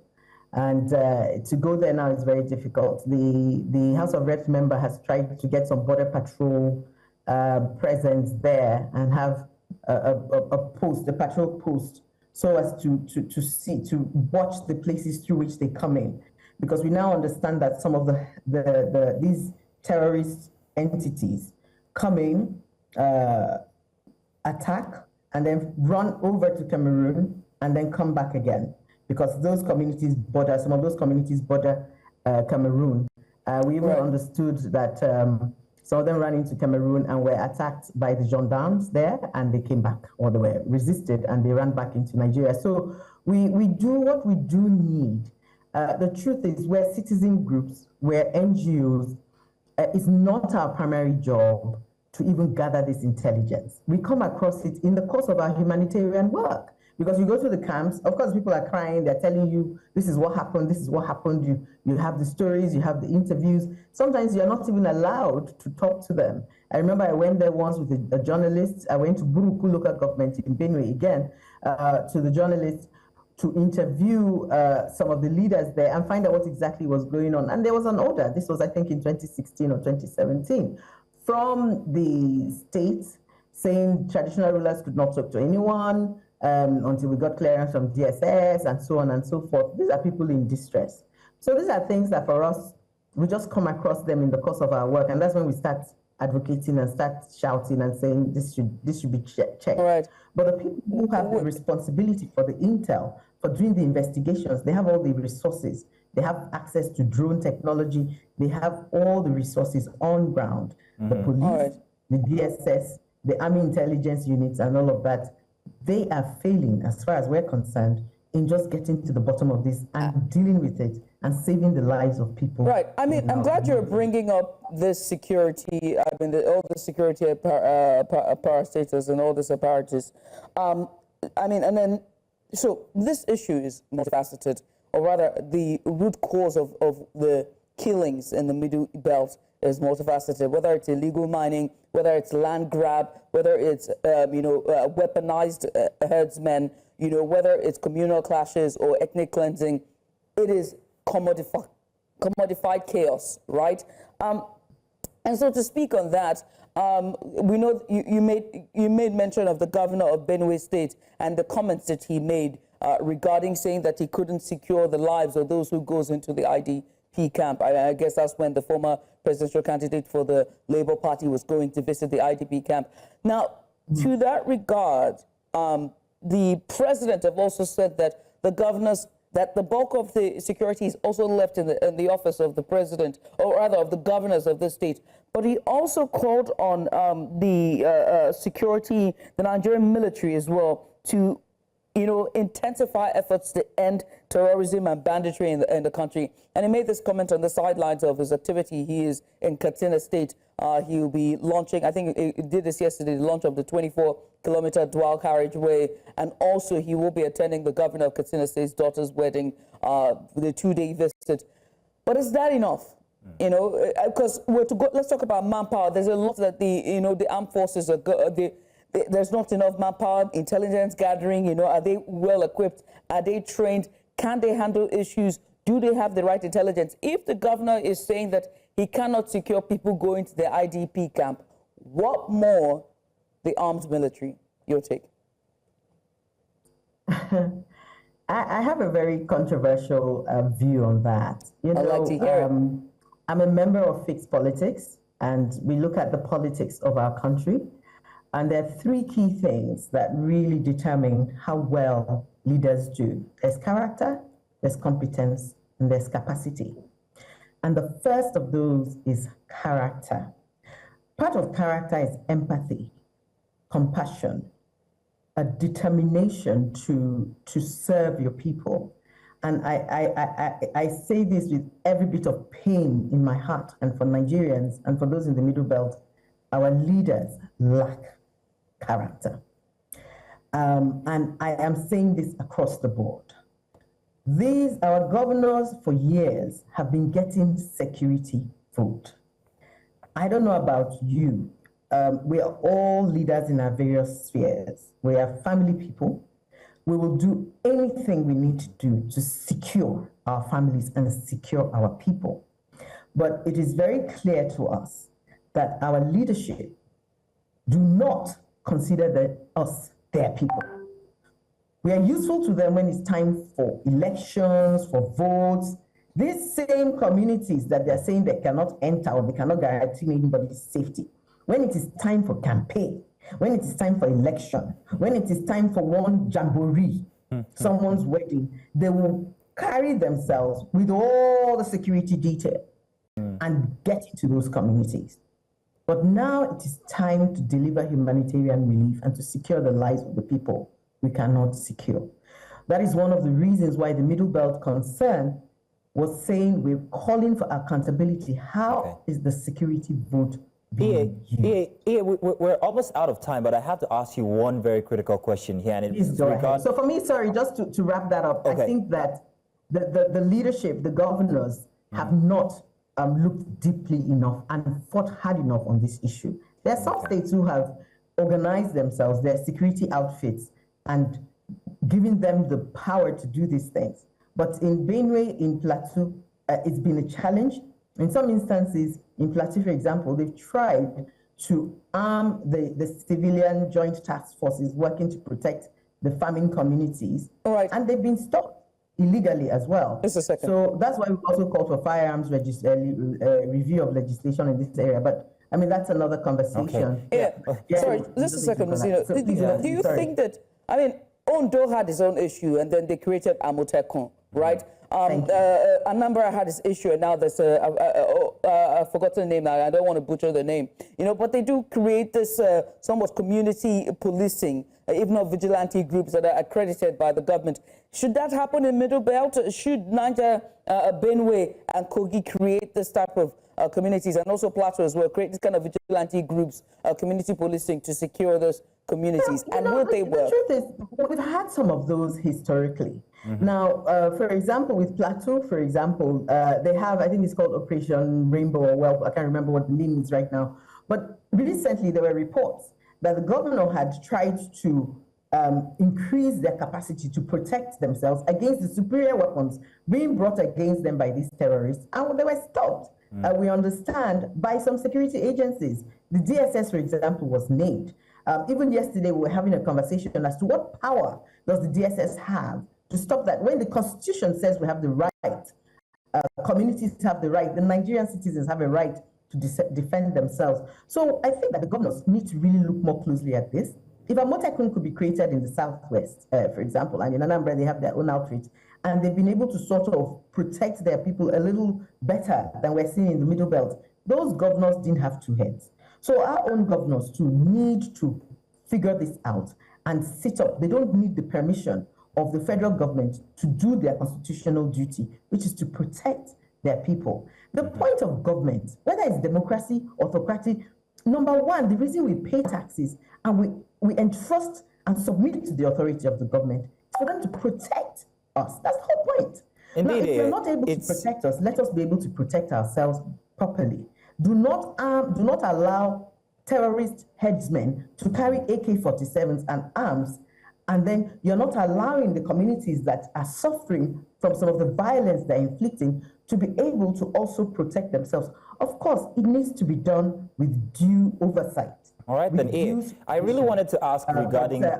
let's at least give ourselves a fighting chance. Just a second here. I really wanted to ask regarding the Federal Ministry of Solid Minerals Development, where they are in all of this. We're talking about mineral exploration, and not by the federal government, instead by private individuals, private interests. So what have they done since regarding all of this? How do they play into the situation here? So I would say for the ministry and the Benue State governor, to their credit, like I said a few months ago, they issued a sort of directive banning illegal activities. Now, which is very good. The question for me is, how are you supervising? How are you resourcing the supervising of that? So, for example, in Benue, I think there's a thing called the NESRA. I can't remember what it stands for, but they are part of the agencies who supervise some of these mining activities. So they actually do go into the communities and do inspect. But again, yesterday, as I was doing some more research and finding out what exactly is happening with this mining situation, it is our understanding that they themselves are under-resourced. So they go into these communities where they're mining, they see some of these miners mining, and they are, they will say, you're not supposed to be here and all that, but they don't have enough capacity to enforce some of these things. And those miners come in, some of them come armed. And if you're a civil servant who is just doing your duty, and maybe they give you one policeman, you're not going to go and start confronting miners who are armed, maybe with AK-47s, or even sometimes they have explosives as they're doing their work. You're not going to be confronting them and chasing them out with your... Right. So they need more capacity. And we just need more clarity on what exactly is going on. I mean, you own an organization, a civil society that really also caters to internally displaced people as well. And I have to talk to you about the trauma that this would cause on the lives that have been affected by this insecurity and the death in general. 2,000 deaths in 3 months, 706 in the northern central part of Nigeria. And what are we looking at in terms of, the lasting effects of trauma? And also, do we have a crisis on our hands when it comes to the IDP camps and these communities and people who have been forced out of their ancestral homes? We're in the middle of a crisis, and it's only going to get worse if we don't take extremely decisive action. So we've intervened, or we've supported across 14 states in Nigeria. So we even have IDPs we're supporting who fled to Lagos, and some of them even from the Northeast. So we don't discriminate. And then, of course, we're dealing with the Middle Belt. We've been in several communities, and we take relief materials. In some places where we can, we try to do livelihood support activities. But the truth is, the trauma, we've not even begun to see the effects. We've had some displaced people who kill themselves. There's just no treatment. If you go to some of the camps in Benue and you see the conditions under which they live in, it is heart-wrenching. So for me, again, that's why for me, for us as Nigerians, we really should literally be protesting now and saying, how can our people be living in such squalor while some of our leaders are living in such luxury? But that's another question. On the IDP situation, one, we need very comprehensive data. I mean, the governor had said, the state governor had said, oh, you could not go to IDP camps if you're coming from out of the state without permission from Besema and so on and so forth. that is even an infringement on humanitarian rights. You know, civil society organizations should be able to go into these communities, of course, duly accredited, duly registered, and take data. We don't even have data. If you check Nigeria's data, they will keep giving you that old statistic, 2.1 or 2.3 million people displaced, and they're talking the Northeast. We have a crisis in the Middle Belt. We have a crisis of displacement across the country. Right. There are people in Lagos who are displaced, but we don't even know the numbers. And that is charged with, for example, NEMA, the SEMA, there's the other one, what's it called? The Commission for Refugees, Migrants, and Internally Displaced Persons. So we need to get a handle on the data, and then we need to begin to really look at our support mechanisms. Just doing palliatives is not going to cut it. We need to look at how to house, how to rehabilitate, and there was some work done on this in the Northeast. But apart from that also, the people who have been responsible for these displacing activities must be brought to book. Because if we don't begin to prosecute those who are perpetrating these terror activities and and imprisoning them and bringing them under the full weight of the law, it will just continue. The impunity will just continue, and more people will continue to be displaced. The last thing I would say is everything is intertwined. We have this kidnapping crisis. So people are kidnapping. You know, again, today I was reading another report. I mean, the reports are so distressing about Naka, another village on the way between Makudi and Otukpo, where all the villages around Naka have been turned to kidnappers' dens. A lot of them, part of these kidnapping rings, are these terrorist headsmen. So they are kidnapping, collecting ransom from communities and people, using it to fund their weaponization, and come back and hit us even harder. The former chief, what do you call him now? The national security. Okay. To Governor Otom, let me just land on this one.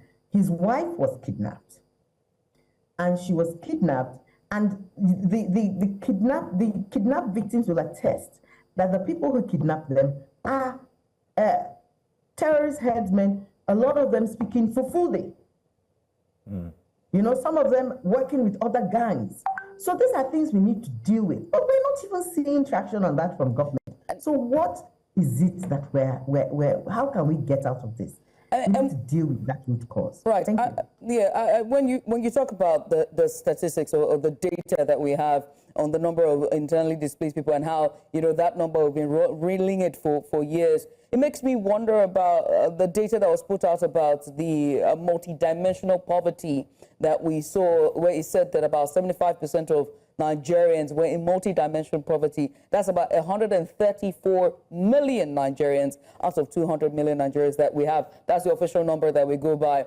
And from 2022 to now, the economic indices have changed completely. It makes me wonder how many of those numbers have died from insecurity, how many are in the kidnappers' den, how many had to sell their properties and their farmlands to rape their loved ones, and how many are now in IDP camps. It's the data is concerning and heart-wrenching. You make a fair point. Yeah, I've never heard the situation put as articulately as you have, and with as much fact as you have brought our way.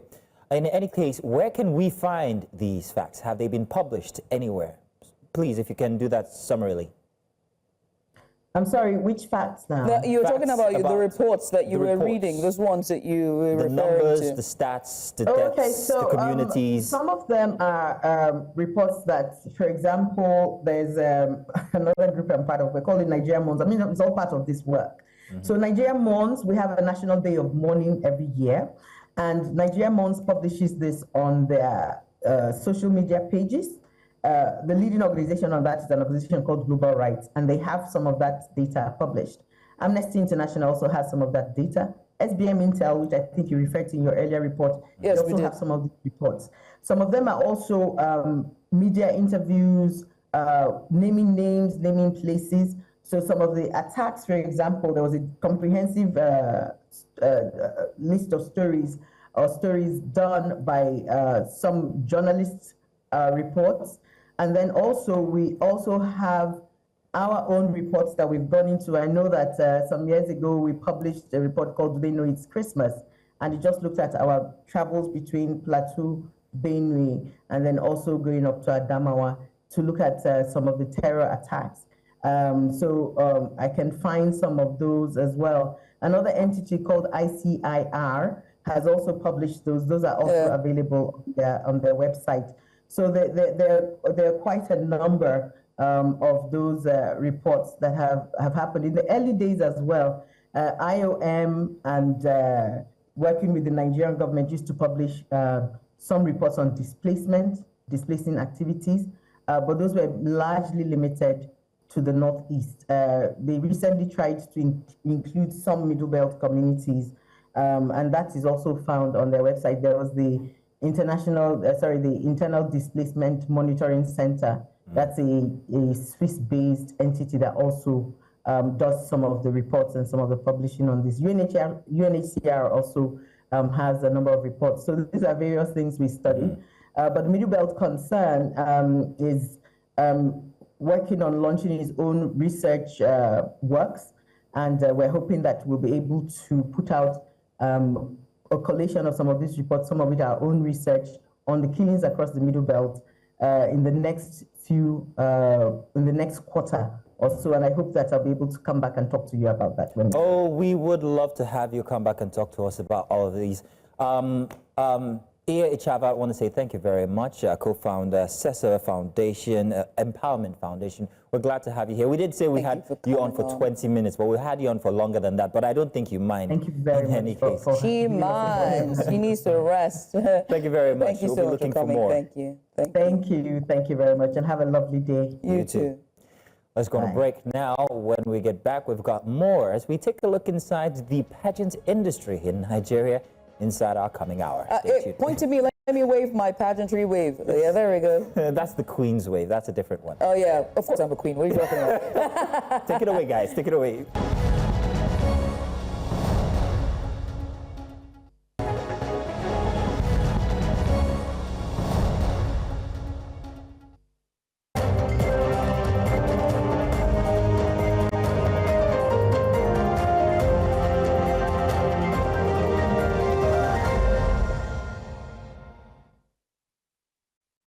You're welcome. Let's do the Saturday Daily, shall we? Here for Breakfast Extra. So, Judith, are you with me? Let's jump into this one. Right in, which... Yeah, so we're going to be starting with the Saturday Times. Front and center for Saturday Times, you've got this big headline here. Tinubu denies ever meeting NAN's President Atiku Issa, denounces assault allegations as fictional. There's some red tape cutting there with Daddy. Yep, let's cut some more red tape. Davido celebrates Chiama's 30th birthday lavishly. Congratulations on the G-Wagon. Judith, when last did they buy you a car? It's okay. It's okay. Tinubu boosts troops' morale in Katsina, pledges full military support. Thank you very much for bringing those details while we're speaking with Iya Ichava regarding Tinubu's visit to Katsina and everything that's happening there and his thoughts on, or rather his proclamation, let's put it, regarding security in Nigeria. It's call to action to all of the Nigerian military and security forces. Let's hope that that yields some good result, because all we want right now, especially that's a purview of the Nigerian government, since they all stand on his mandate, they should do his bidding. We're going to come to that. We have another daily with that one front and center. You'll see. Drop your 2027 presidential ambition, Baba Ahmed tells Atiku and Obi. And reps summon Benue Zamfara governors, assembly leaders over anarchy in states. I hope we come back to this 2027 ambition by Obi. I've got something to tell. What other dailies do we have? All right, we're moving in from Saturday Times as we pull up the next one, and it's going to be the Saturday Independent. The very first one at the very top there. Analysts express worries over Bayo Adelabu's trail of broken promises. You can find that story on page 14. Afenifere condemns alleged plots to truncate Tinubu's second term ambition. That story is on page 3. At the bottom there, why Ajakuta Steel has failed to take off 40 years later. Over 6 billion naira budgeted as salaries to non-existing staff in 2025, and that's from an investigation. Plant Nigeria's unfulfilled industrial dream, says experts. Privatized steel firm now. That's also from an investor. You can find that story on page 8. I'm very interested in that story. Me too. I'm very interested in that because many years ago I discovered one of the reasons is because of the fuel source or the fuel that's needed to run a Jalkuta being very peculiar and only sourced from one country which we do not have a relationship with anymore. And they were actually involved in setting up a Jalkuta itself. And you see, and that's the problem, right, when it comes to foresight. Something that is not in Nigeria's leadership. Moving on now to health. Cholera. Nigeria records 34 deaths, 1,307 suspected cases. Threat looms as rainy season nears. NCDC warns of high-risk communities. You can find that story on page 4. I pray to everything that is good under the sun that we will not have to come back here and run PSAs like we did last year about cholera, clean drinking water. But I'm very clairvoyant, so I strongly believe we'll be back here again. Death by hanging. Lagosians react to BRT driver's court sentence in Bamishe and Yawole case. It is about time. It was justice served so sweetly. Unfortunately, at the expense of someone's life. But a life for a life, an eye for an eye, and Judith is yellow. Hallelujah. Moving on, we found no terrorism weapons on Kano. We found no terrorism weapons on Kano. DSS witness tells court. You can find that story on page 5. Of course, you won't find any terrorism weapon. He's a lone man. Rivers women reject Remi Tunumbu's empowerment, demand Fubara's reinstatement. That story is on page 7.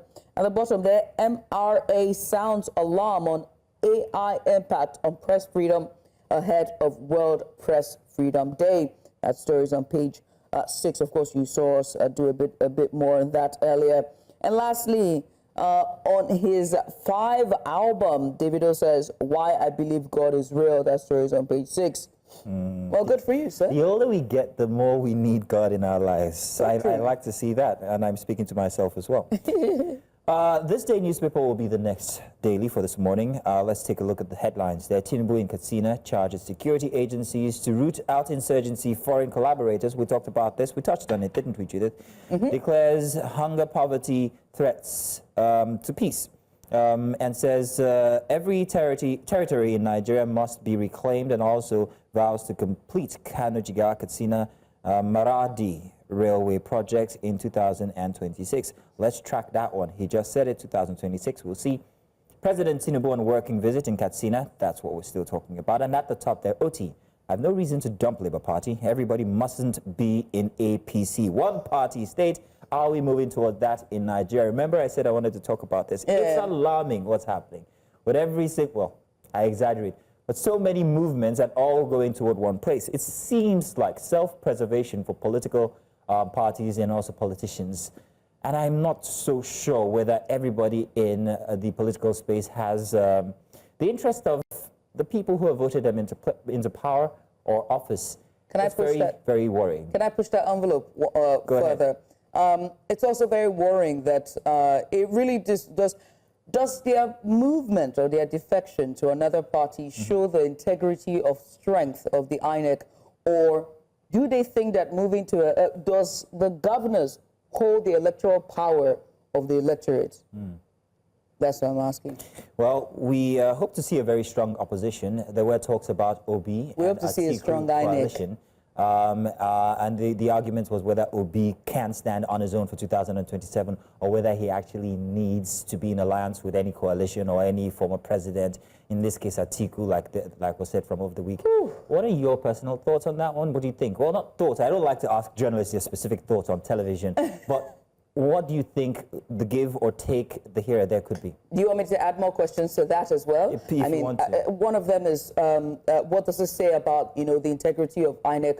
What does this say about the electorate itself? Because if you're saying that governors who won elections on another platform is moving to another platform, that defeats the purpose. That defeats the purpose. Exactly. So are they saying that they're still going to? What does it mean? Shouldn't you be staying in that party since you won under that umbrella and you have the people's favor? Why are you switching gears? I think politicians today. Or is it the power of the second term enough? What do they call that thing? I don't know. I don't want to know. But the question is, I don't think politicians are aware of the power they hold as opposition.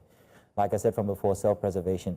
there is so much duty in being in opposition, but here everybody's looking for the accoutrements that come with your office in a power that it seems to be the ruling power. It's very, very unfortunate, but... Unfortunate indeed. Well, you want to answer the questions, you can always give it a try. We are on social media. Find us on every social media platforms. We're at News Central Television. Tag Mazzino, not me. I may not respond. We're all in this together. Don't tag me all for one. We're talking press freedom. You have to speak, Judith. Let's talk. I'm talking. Tag both of us. I don't know my social media. Tag both of us. But before you do, please tag News Central TV before... News Central TV, there we go. In-house joke. We know. Judith, help, take it away. Now let's switch to extra special, shall we? Let's do that. I got somebody special in the studio. The first, extra special is a space where we spotlight stories that shine beyond headlines, or better yet, stories that we think that you need to hear about. And today we're taking you behind the glitz, the glam, and gold-plated tiaras into the real world of pageantry. It's an industry that celebrates beauty, yes, but also poise, purpose, and powerful storytelling. Still, behind the sparkling gowns and camera flashes, there's a deeper story of pressure, expectations, and the pursuit of meaning behind the crown. And so, today we have very interesting and special guests with us here in the studio. Joining us today is Doris Oga, your reigning Miss Nigeria 2005. The crowd goes wild. You're going to do the wave? 2025. There we go. There we go. Listen, it's not put it Oh, sorry. Well, what are the men's wave, though? Because I know there's a Mr. Nigeria.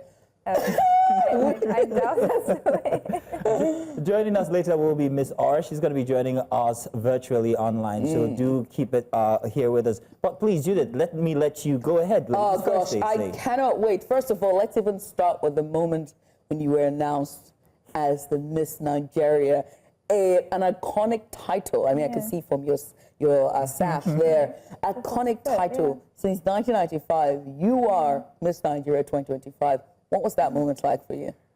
Honestly, it was a dream come true, but at that particular moment, I was really excited, really nervous, because at the moment, so many things were going through your mind, so many emotions. So honestly, I can't even remember exactly what was going through my mind at that moment, like in particular, but I just know I was extremely excited and grateful. Oh, thank goodness you didn't throw away your home training. But let's talk about this in detail. I mean, let's get to know much more about what you've done from before being a beauty queen. Okay. And I have another question coming up after that, but do tell us. Okay, so before Miss Nigeria, I'm actually a practicing lawyer. I've been practicing for the last 2 years at Chief Rotimi Williams Chambers. That's incredible. Education and corporate commercial law. So you see why I asked this is I wanted to perhaps check or dispel a notion that people might have regarding beauty queens and the fact that beauty queens are selected based on perhaps maybe there's nothing else for them to do and I'm beautiful, I might as well just. But no, you're a lawyer, as well as other people who have actually taken part in these pageants. Yeah. So how can you, in your capacity, dispel these rumors, notions that people have regarding beauty queens and pageantry in Nigeria? It's not wishy-washy surface only, is it? Oh, absolutely not. So it's beyond the crown and the sash. And it's so funny. Beauty queens do so much. And I feel like if only people could do more research on that. For example, I was a lawyer before becoming Miss Nigeria. Even so many past beauty queens, we have Wunmi Ogumbi. She was the 24th Miss Nigeria. She went on to become the general manager of one of the largest banks in Nigeria. We have Beauty Takura doing amazing, Shuttle Garko. So many, even Bianca Ojukwu, although MBD. Oh, yes, indeed. Exactly. Look, now that I think about it, I think I know I know my classmate was Miss Nigeria. Really? Yeah, she was my set. Faye Shodipo. She's now Ni Shodipo. She's Faye Akpoti. She's married into the Akpoti family. Yeah, she just name dropped here. Yeah, I know people. What you talking about? It's and she's also by far one of the most intelligent. And the way you speak is exactly how she is, even as growing up. You know, she's very soft-spoken, like me with my thick voice. But I do have to ask though. Were you a geek for pageantry? Was it something you wanted to become? What pushes a girl to look at all the girls on that pageant and be like, I want to be Miss Nigeria one day? Honestly, you know the way like most little girls, they want to be princesses, queens. Right from when I was little, I've always wanted, because I mean most little girls, we watched beauty pageants and we saw the women and the glitz and the glam. And sure, when I was younger, I wanted to be on that stage as well. But then as I got older, my life kind of took another direction, which is the legal direction. But then I just kind of always had it at the back of my mind. And so that's the thing I always say, when you want to do something, in order for you to excel in it, you need to find the reason why you want to do it, your purpose. Know why. Exactly. So as I got older, I started researching more on pageants to really see the one that would fit what I wanted to do with my life, and that was Miss Nigeria. And it's literally one of the oldest pageants since 1957. Yeah. It's a prestigious pageant. Yeah. And so I got connected to their message, which was the empowerment of women. And when I was in uni, I'd worked with an NGO, ISEC, for like over 2 years, and we were trying to provide internship opportunities for students. So I just thought like this would be an amazing platform to try and push my background in education. Right. Yeah. Oh, and I love that. I love that. Now joining us on the line, she joins us virtually now, is Miss Aura 2025. Name is Miss Mercy Babajide.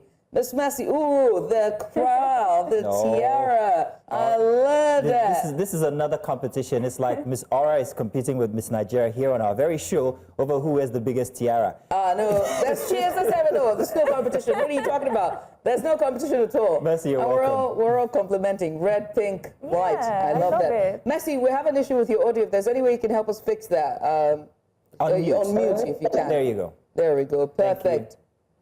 Is it better now? It is better. Much Thank you very much, Mercy.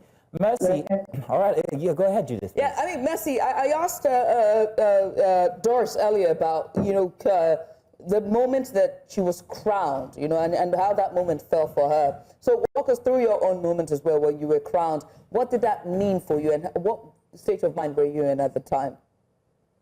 All right, I'd like to say good morning to everyone, and I'm sorry I'm joining late. I would say that moment felt like a dream come true. It was absolutely, I was thrown off guard because, yes, there are times that you feel like, oh, yes, this is my purpose and this is my dream. And then one moment you feel like, oh, I'm close to it, or I'm a step closer. And then it just feels like we all had, I would say every girl there was deserving. Every girl that competed for my pageant, because I was newly crowned just in March year, every girl was truly deserving. So I got to some point and I'm like, oh, if I don't get crowned, I'm still a queen, with or without the crown. But then it was a dream come true. Right. I must say, and then, I mean, earlier we're also talking about the person behind the crown. When we meet any pageantry or any pageant a winner, we just know them as Miss Nigeria or Miss Aura of 2024, 2025, and we know their name. But I think we want to go behind the crown and behind the sash. Tell us, who is Mercy Babajide? Okay, Miss Babajide is a broadcast journalist. I'm an on-screen person, so it matters to me. I feel like this started off because I went for the first pageant that was as far back as 2019, and I didn't win. And majorly because growing up, of course you would agree with me that in an African traditional home, as a girl child, you're not supposed to speak when adults are speaking. And whether we like it or not, that affected each and every one of us. But then it took a major effect on me, a major toll rather, on me, and I couldn't speak freely in public anymore because of that, and it made me introverted. And then it projected, or it spanned over to pageantry. And as a pageant girl, I know everybody feels like, oh, pageantry is just about beauty, the sash, the crown, the makeup, the glitz and glam, the bling bling. Let me use the Nigerian language. But then you find some genuine pageants in Nigeria where you see that it transcends the blings, it transcends the glitz and glamour. You must be able to speak because, of course, as a beauty queen, the first thing they want is someone that is purposeful, someone that can speak for the girl child or whatever your pet project is. And I couldn't speak then. I got on stage and I was stuttering. And I'm like, you know what? No, the word impossible does not resonate with me. And I had to go back. I had to sit down and I had to, of course, do my assignments. And then in the process of my assignments, I found out that, oh, I'm a good speaker. I love to research and all of that. And of course, I have a BSc in political science. So that spanned over to me being a broadcast journalist in the political scene. But then, you know what they say about your passion? You would never, never leave what you really, really love to do at the end. So I'm like, oh, let me just try one more time. The pageants, and then of course that would give you a platform to say you are able to reach out to some of the girls, because my pet project is about reaching out to the girl child and of course having equal and same access to basic human rights. So let's say I'm a broadcast journalist during the day, and then weekends I'm in my queen mode. That's very lovely way to put it. By the way, Judith, watch out. She's a political broadcast journalist. Your job is at stake. In any case, I want to come back here inside of the studio with Doris. Let's talk about the dark side. If there is one, I'd like you to either confirm or dispel. There's so many rumors regarding how these pageants operate. The pageant operators, the individuals who participate, people tell dark stories of activities that go on that aren't very palatable. I don't want to be specific about these details. Why if it's other people, you tell them to be specific? Jacking, tell them to be specific. But we hear such stories as people giving up certain rights to be able to participate, and certain requests from pageant operators. How true or false are these claims? I don't know if I want to ask you to be specific. Oh. I love her. Girl, this is a girl thing. But I'm sure you do understand. Just because no, she does not. Please be specific. Judith, you're supposed to help me.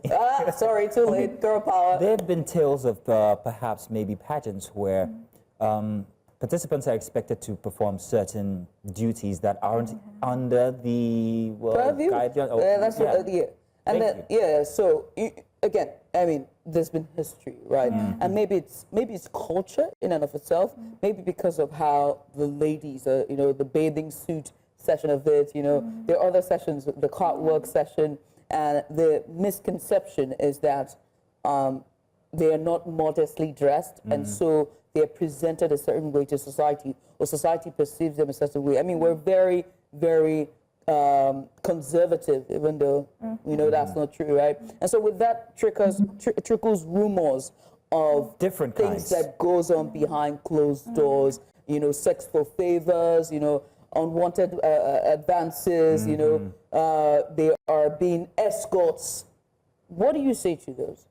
Okay, if I'm being entirely honest, we have so many pageants in Nigeria, Very and true. yes, Well some aware. of those things do go on. I can agree with that. But what I would advise people is that they should do their research before going on a pageant. Like me, for example, I did my research. I know that Miss Nigeria, we scrapped the swimsuit section. We don't have that.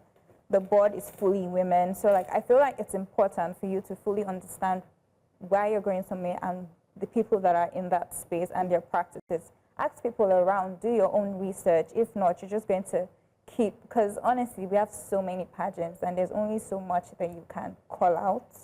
So I just feel like people should be true to themselves and you should be very cautious when you're applying. Very cautious indeed. Mercy, I have to ask you as well, there's also been takes that, you know, that pageants are now outdated, you know, or out of style or superficial. From your own standpoint, is that fair? Is that fair to treat pageantries as outdated or superficial? I feel it's not fair because I'm a living proof that pageants can actually cheer on a female. And I would say, sorry, I would like to point back to the question you asked Miss Nigeria. Go ahead. The words right out of my mouth, but I would still like to add that I feel every girl out there should do their due diligence. That is a compulsory thing because, like she rightly said, we have too many pageants that are taking advantage of girls. Too many. And when I say too many, yeah, too many. But then, when you do your due diligence, you would realize that, oh, some pageants align with your values. And then, above the glitz and glamour, you would agree with me that there are things in Nigeria that Nigerians feel like pageants, oh, it's not just to get naked. I like to use Nigerian words so that everybody would say, oh, you guys wear bikini on stage. And beyond that, of course, I wouldn't come to the studio today in my bikini and my sash because I'm a queen. It's showbiz. And now I'm going to represent Nigeria at the international level. I don't know how that's going to happen because my visa was just denied yesterday in Turkey. But then you realize that when I get there, of course, we have different segments: bikini segment, the fashion segment, the finale dress, and then at some point you get to the question and answer. And whether you like it or not, for major pageants that know what they want, the question and answer matters a lot. But then because in Nigeria, we are mostly hypocrites, allow me to use that word. We're mostly hypocrites. We look at things on the superficial level, and then we do not want to say things the way that it is. That, of course, now I like these beautiful pictures that are showing on the screen. You wouldn't see any of them wear bikini out to see the governor or to for a courtesy visit or anything. So it transcends what people see. There is more to beauty queens than just what you see in the crown. And I don't say every day that wears a crown because easy is mine. Mercy, let me take you back to something you just said about the visa. That raises a question regarding access to the rest of the world. How recognized are these pageants, Nigerian pageants? Because if one could be denied a visa as a beauty queen who has actually been announced as Miss this or Miss that, then it's a worrying situation, isn't it? It is worrying because I almost enjoyed this conversation because in my head, I do not really understand. I'm wearing the sash representing Nigeria. And what baffles me the most is the fact that there is no reason in particular as to why my visa was denied. I have a letter from the mayor of Kema. I have a letter from Miss Ora International themselves. I have a letter from my organization as well. And I took everything to the embassy to show that, oh yes, pictures and everything. And it's not just about that. I feel like I'm not if you ask any pageant girl that has gone on the international scene, they will tell you that getting visa is an hassle. And I mean a big problem. So it begs the question, it feels like, oh yeah, I want to do this, it's my passion, it's what I love. But at the same time, I'm wearing the sash, I'm representing Nigeria. What is Nigeria doing to help me? What's Nigeria doing to help me? A very rhetorical question that one can't even answer. But let me talk about, the visibility and access, still on access, but this time the visibility that pageant queens they have, right? How do you deal with that exposure? Because I'm just a television. At least I can count the hours I am on television. The people that slide into my DM, I'm like, why are you talking to me like you get slid into your DMs. Nobody has slid into my DMs since. I am tonight, man. But I mean, and it's not, again, they're all welcomed. People want to strike up conversations. They want to feel closer to the lights or limelight, so to speak. But I can only imagine yourself. You are the epitome of beauty, you carry a sash. You have the crown. You are the Miss Nigeria 45th. How do you deal with that exposure? Okay, so... Especially from the opposite sex. So I like to say that I was behind the scenes because I'm a reserved person and I was practicing law, so I was not in the limelight or entertainment industry. So it's been a huge transition for me. Right. And honestly, sometimes I do get overwhelmed, but the truth is, at some point, you just have to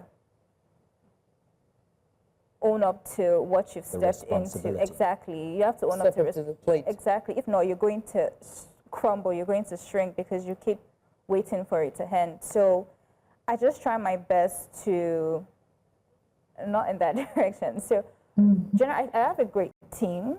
So they do help when I feel overwhelmed. Like they always check in to make sure that everything is all right. And then honestly, from the opposite sex, I feel like I've always known how to handle that. Yeah. Oh my God!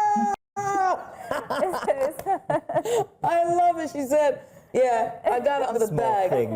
It's a small thing for me. I mean, but ladies, we're almost out of time, so I'm going to just share this question by both of you. I hope you don't mind, Mazino. It's going to be question A and B for your advocacy, right? Okay. As yours is education, Mercy's is the girl child. How is the Crown and the organizers of this pageant here, your Crown, is assisting you in your humanitarian service or your work for this 1 year of your reign? Okay. I'll start with you, Doris. Okay, so personally, my advocacy is actually a dual advocacy. It's on provision of quality education for young girls and then job opportunities for younger women. Because like I said, when I was in university, I was working with an NGO to create internship opportunities for students. So that's something I'm still passionate about. And I feel like they go hand in hand because one like gives you the knowledge and then the other gives you a place to apply it. So the education and job opportunities. And with the Miss Nigeria organization, we have the Green Girl Company, we have the Green Girl Academy, and then we also have the Green Dignity Kit. So for the Green Girl Academy, it's basically to empower young women. Even last week, I think that should be about last week, I was at a school, Lagos Model College and Maryland, to give a talk on leadership. So they encourage you to go out, speak to children, encourage them, and then also hopefully with my advocacy, I can do more and actually put people in schools and give young women jobs. Wonderful. And you got about 2 years for this reign, so that means you have a long time. How is it 2 years? How did this happen? I love it. For the first time in history, it's been 2 years because they realized that when it's a year, once the Queen starts doing like their advocacy, there's usually not exactly time continuity then, you need more time. Yeah, Mercy, yours as well. Has the Crown and also the organizers behind Miss Aura helping you to, push and create impact in your services? That's an interesting question because I would have to lean towards what Miss Nigeria said. You remember I said the first time that you have to do your due diligence and that helps you know an organization that aligns with your purpose, your passion, and of course your pet project. And I'm glad that I have the right people in my corner. I would say they've made it easy. And my pet project didn't start from when I got the Crown. It's something I've been doing over time with or without the Crown. I've majorly been reaching out to IDP camps, and I've been reaching out to girls every week. I visit IDP camp every week, no matter how tight my schedule is. I try as much as possible to see where I can lend help, and that regards that concerns school fees, from school fees to the major food, because I'm always of the opinion that you cannot read when your stomach is empty. So I try as much as possible to reach out to them every week. And then from every week, then at the end of the semester or beginning of the semester, I try as much as possible to say, okay, how many students do we have today? Reach out to a few sponsors, and then we come together, pay their school fees. And it transcends that. I heard a story online of a girl that was constantly abused by her father. Equally, we're in the process of reaching out to her and all of that, but then that's just some. I'm not opportunity to speak about some because of privacy and all of that, but these are major things I've been doing behind the scene because I'm laid back. I do not like to push it out there, but then with the Crown comes pushing some of these things out there to, of course, sensitize Nigerians, and equally I've been sensitizing parents that the girl child too matters, because you realize that it's not just about these kids.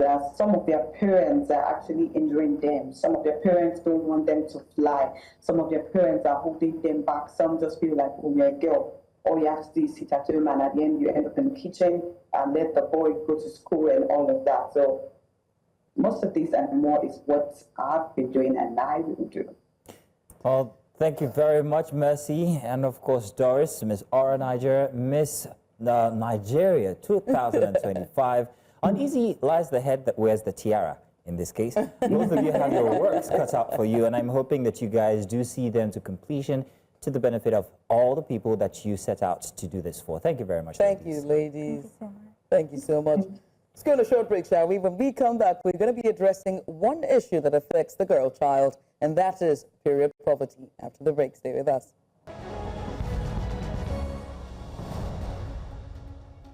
And now you're welcome back for our final big story this morning, as the conversation takes us into an urgent yet often overlooked issue, period poverty. For millions of girls and women in Nigeria, managing menstruation isn't just a matter of hygiene. It's a matter of dignity, access, and also survival. A lack of affordable sanitary products has led to school absenteeism, infections, and even social stigma.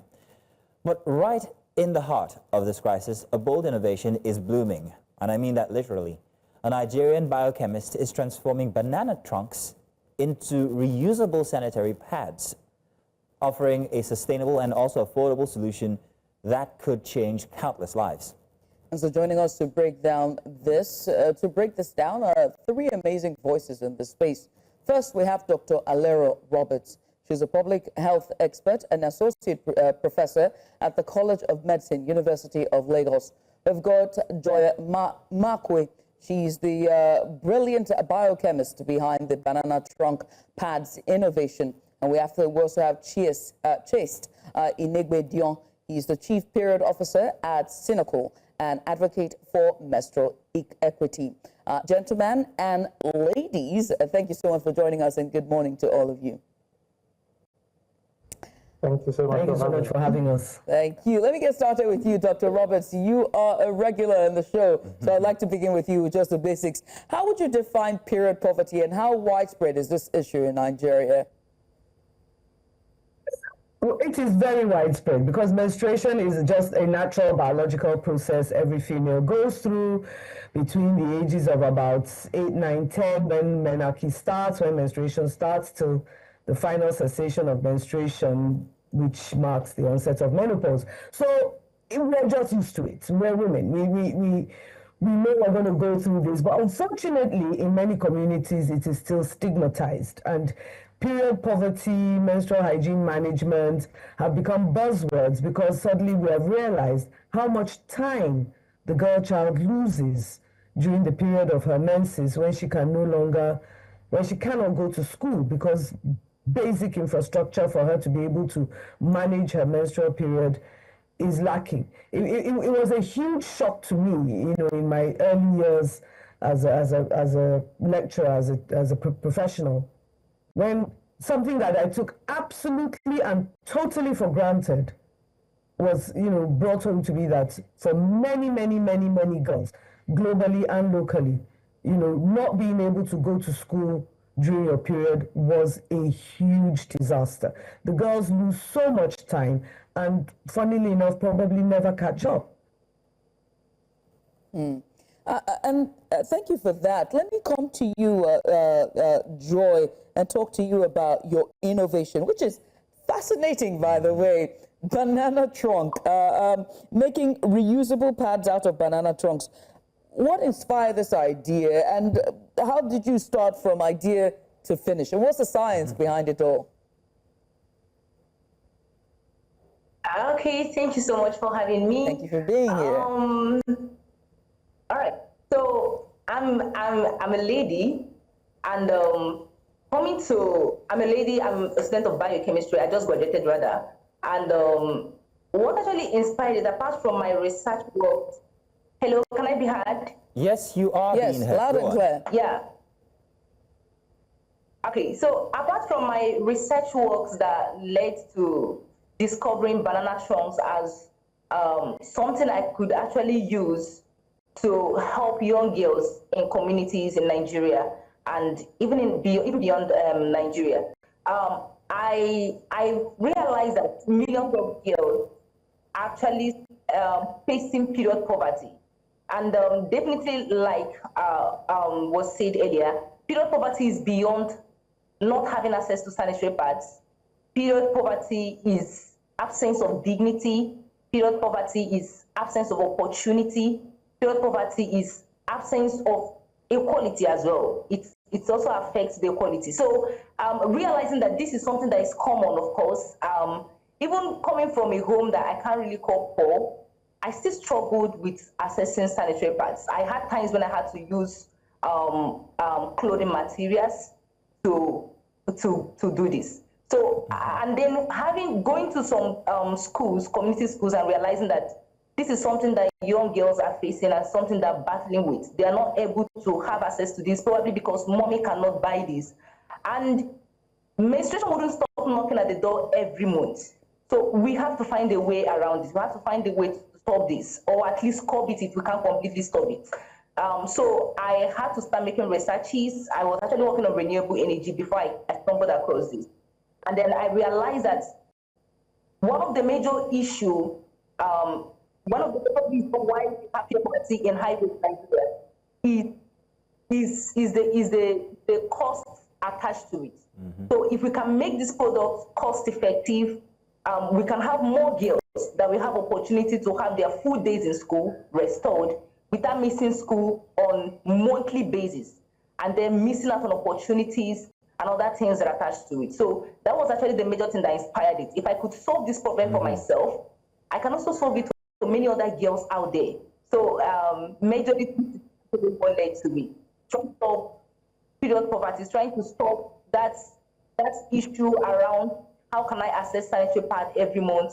How can I use, am I going to spend my money on food or use it to buy sanitary pad? So if I could solve it for myself, then definitely other girls could also, leverage on this and have access to this product.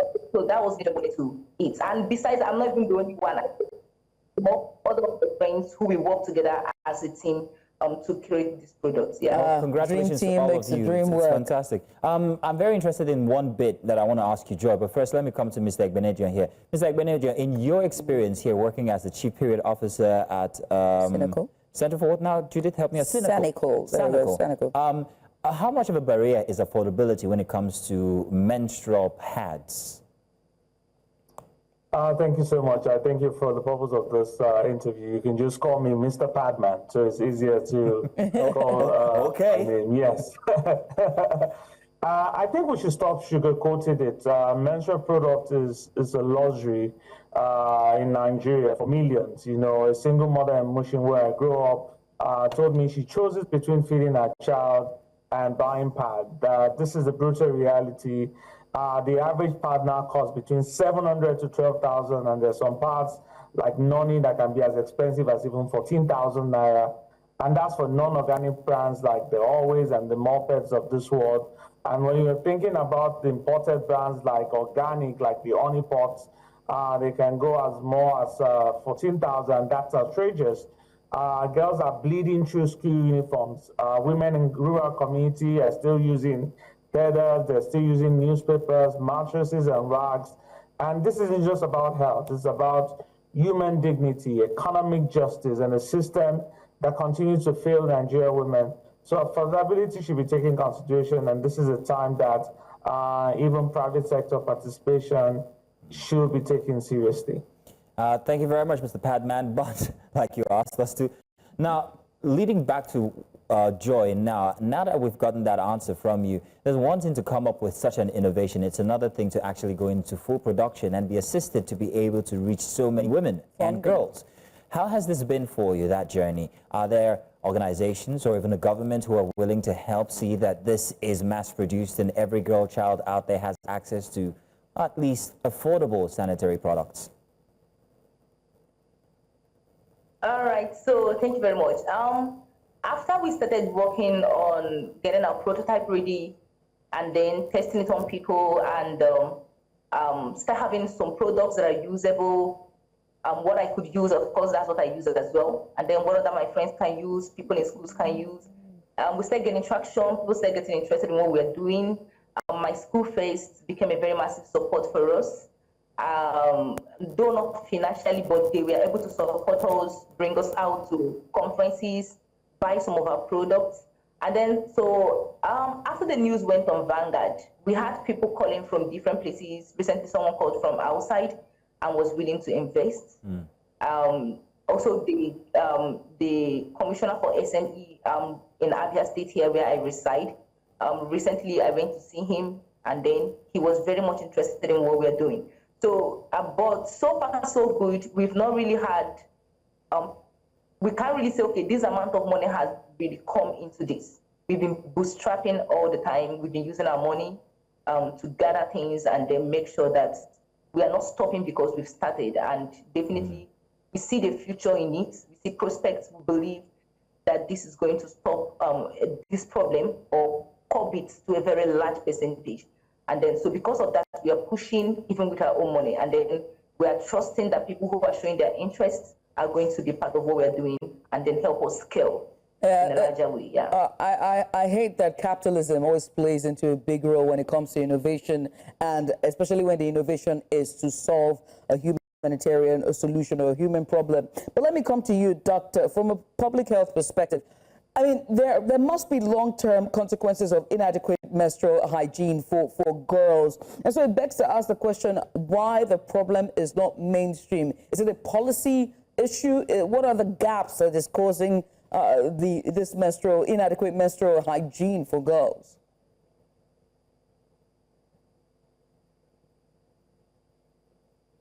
Sorry. I think Mr. Pad is in a much better position to answer this because he's definitely on the front line and the trenches when it comes to accessibility, availability, affordability of menstrual hygiene products. But you know, the implications of poor menstrual hygiene, apart from just losing out on school days, which is a major problem for the society at large, is that immediately the issue is that poor menstrual hygiene leads to being at a higher risk of infections, urinary tract infections, reproductive tract infections, which eventually can add to the infertility burden.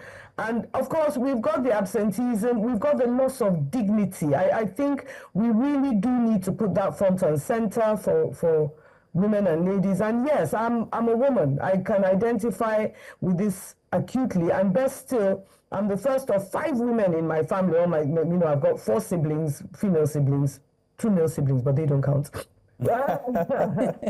So as women, we've felt this. We've listened to mothers, we've listened to aunts, cousins, and sisters talk about this, and we've listened to all the stories of what is termed embarrassing stories, but really are loss of dignity stories. And this is something that we feel that is a policy issue because it involves women.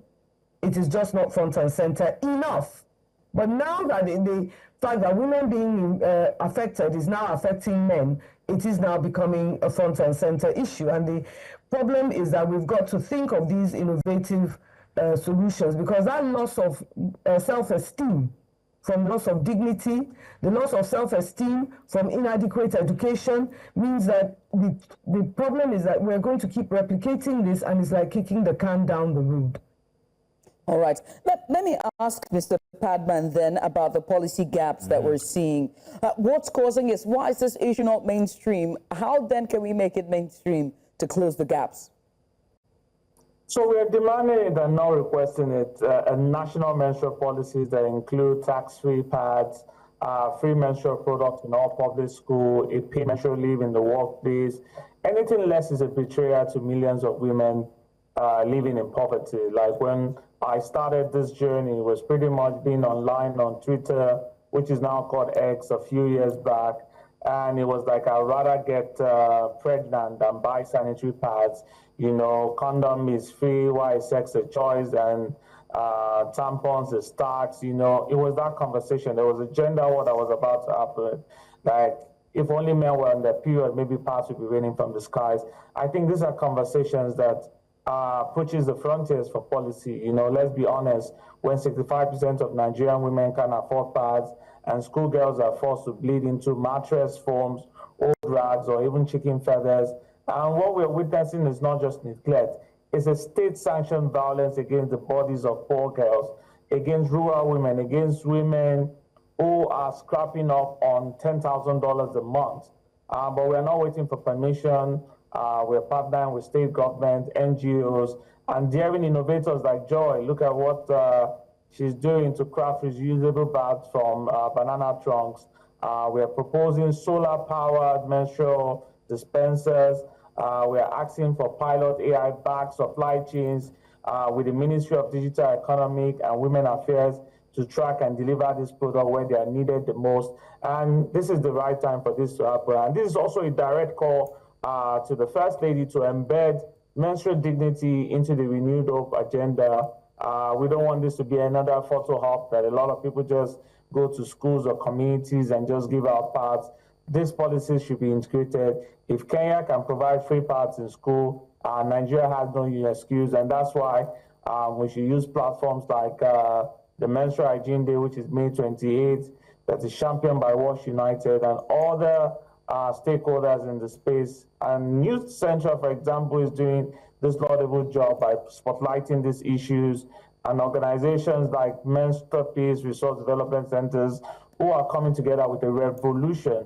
And that's the time for these policies, for us to stop girls who are bleeding in silence, for the women suffering in shame, for a country long overdue, for its redemption through red dignity. Thank you. Thank you. Thank you. I must say, I mean, I wish we could continue with this conversation, but we're way past time here because there's so much happening, unfortunately, in Nigeria. And of course, we have to get on to our reporters. But I must say thank you to you, Dr. Alera, for always accepting our invitation, honoring it, and coming on. We appreciate you for doing this. And also to you, Mr. Negbe Dion, also Mr. Padman, who joined us all the way from the overseas in spite of the hours behind. You chose to be awake to join us. And also to you as well, Joy, for your innovation and thinking of a solution at a time where it's desperately needed.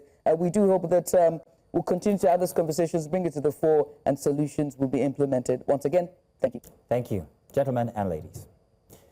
Now, let's let you know, viewers, that going on right now, dignitaries are at the funeral for late Afenifere leader Chief Ayo Adebanja, holding currently at St. Philip's Anglican Church, Isanya Ogbona.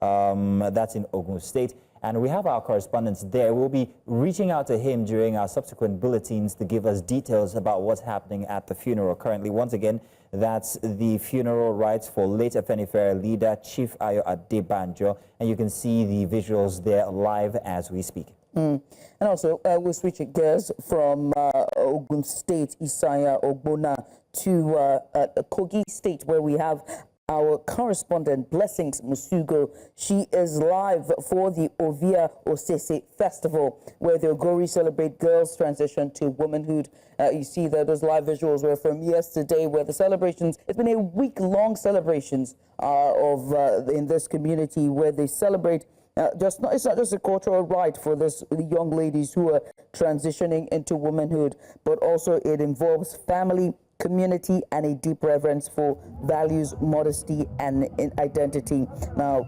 our correspondent, News Central's Blessings Musugo, was on ground at the festival, and she will join us now to give us a bit of insight on what's the latest. Do we have Blessings on? Well, in the meantime, we can see some of the visuals. Let's. You took this yesterday on the news, didn't you? Yes, I did. It's very interesting to see this because it reminds me of a certain South African culture. I never knew we had it here in Nigeria. Live visuals from Kogi State currently, the Ovia-Osese Festival going on.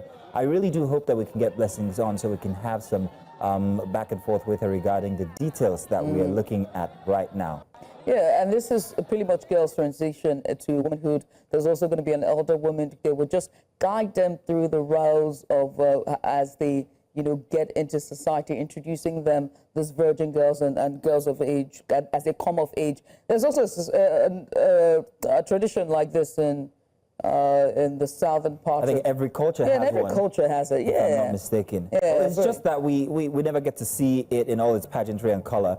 As we're doing here at News Central, the one that you're talking about in South Africa, they're bare-chested, right? Yes. It's also in my it's the same, in my culture. Kind of like rights in initiation of girls. Well, I mean, culture must be celebrated. I wonder how it's evolved and transitioned over the years. Well, we'll bring you that situational report from Blessings if we were able to establish a connection with her at the top of the hour at noon, where we'll bring you the full news bulletin. But here's where we draw the curtain for Breakfast Extra. We have served you breakfast. We've made it extra with all the specials, the big reports, the big stories as well, and of course all the beauty that we sprinkled on there for you. I was asking you guys to have a great time for the rest of the weekend. Join us again tomorrow. Right early, 8 o'clock, we're going to start with another stellar monologue and then on with the show from then. Stay tuned the rest of the day to News Central TV. Bye now.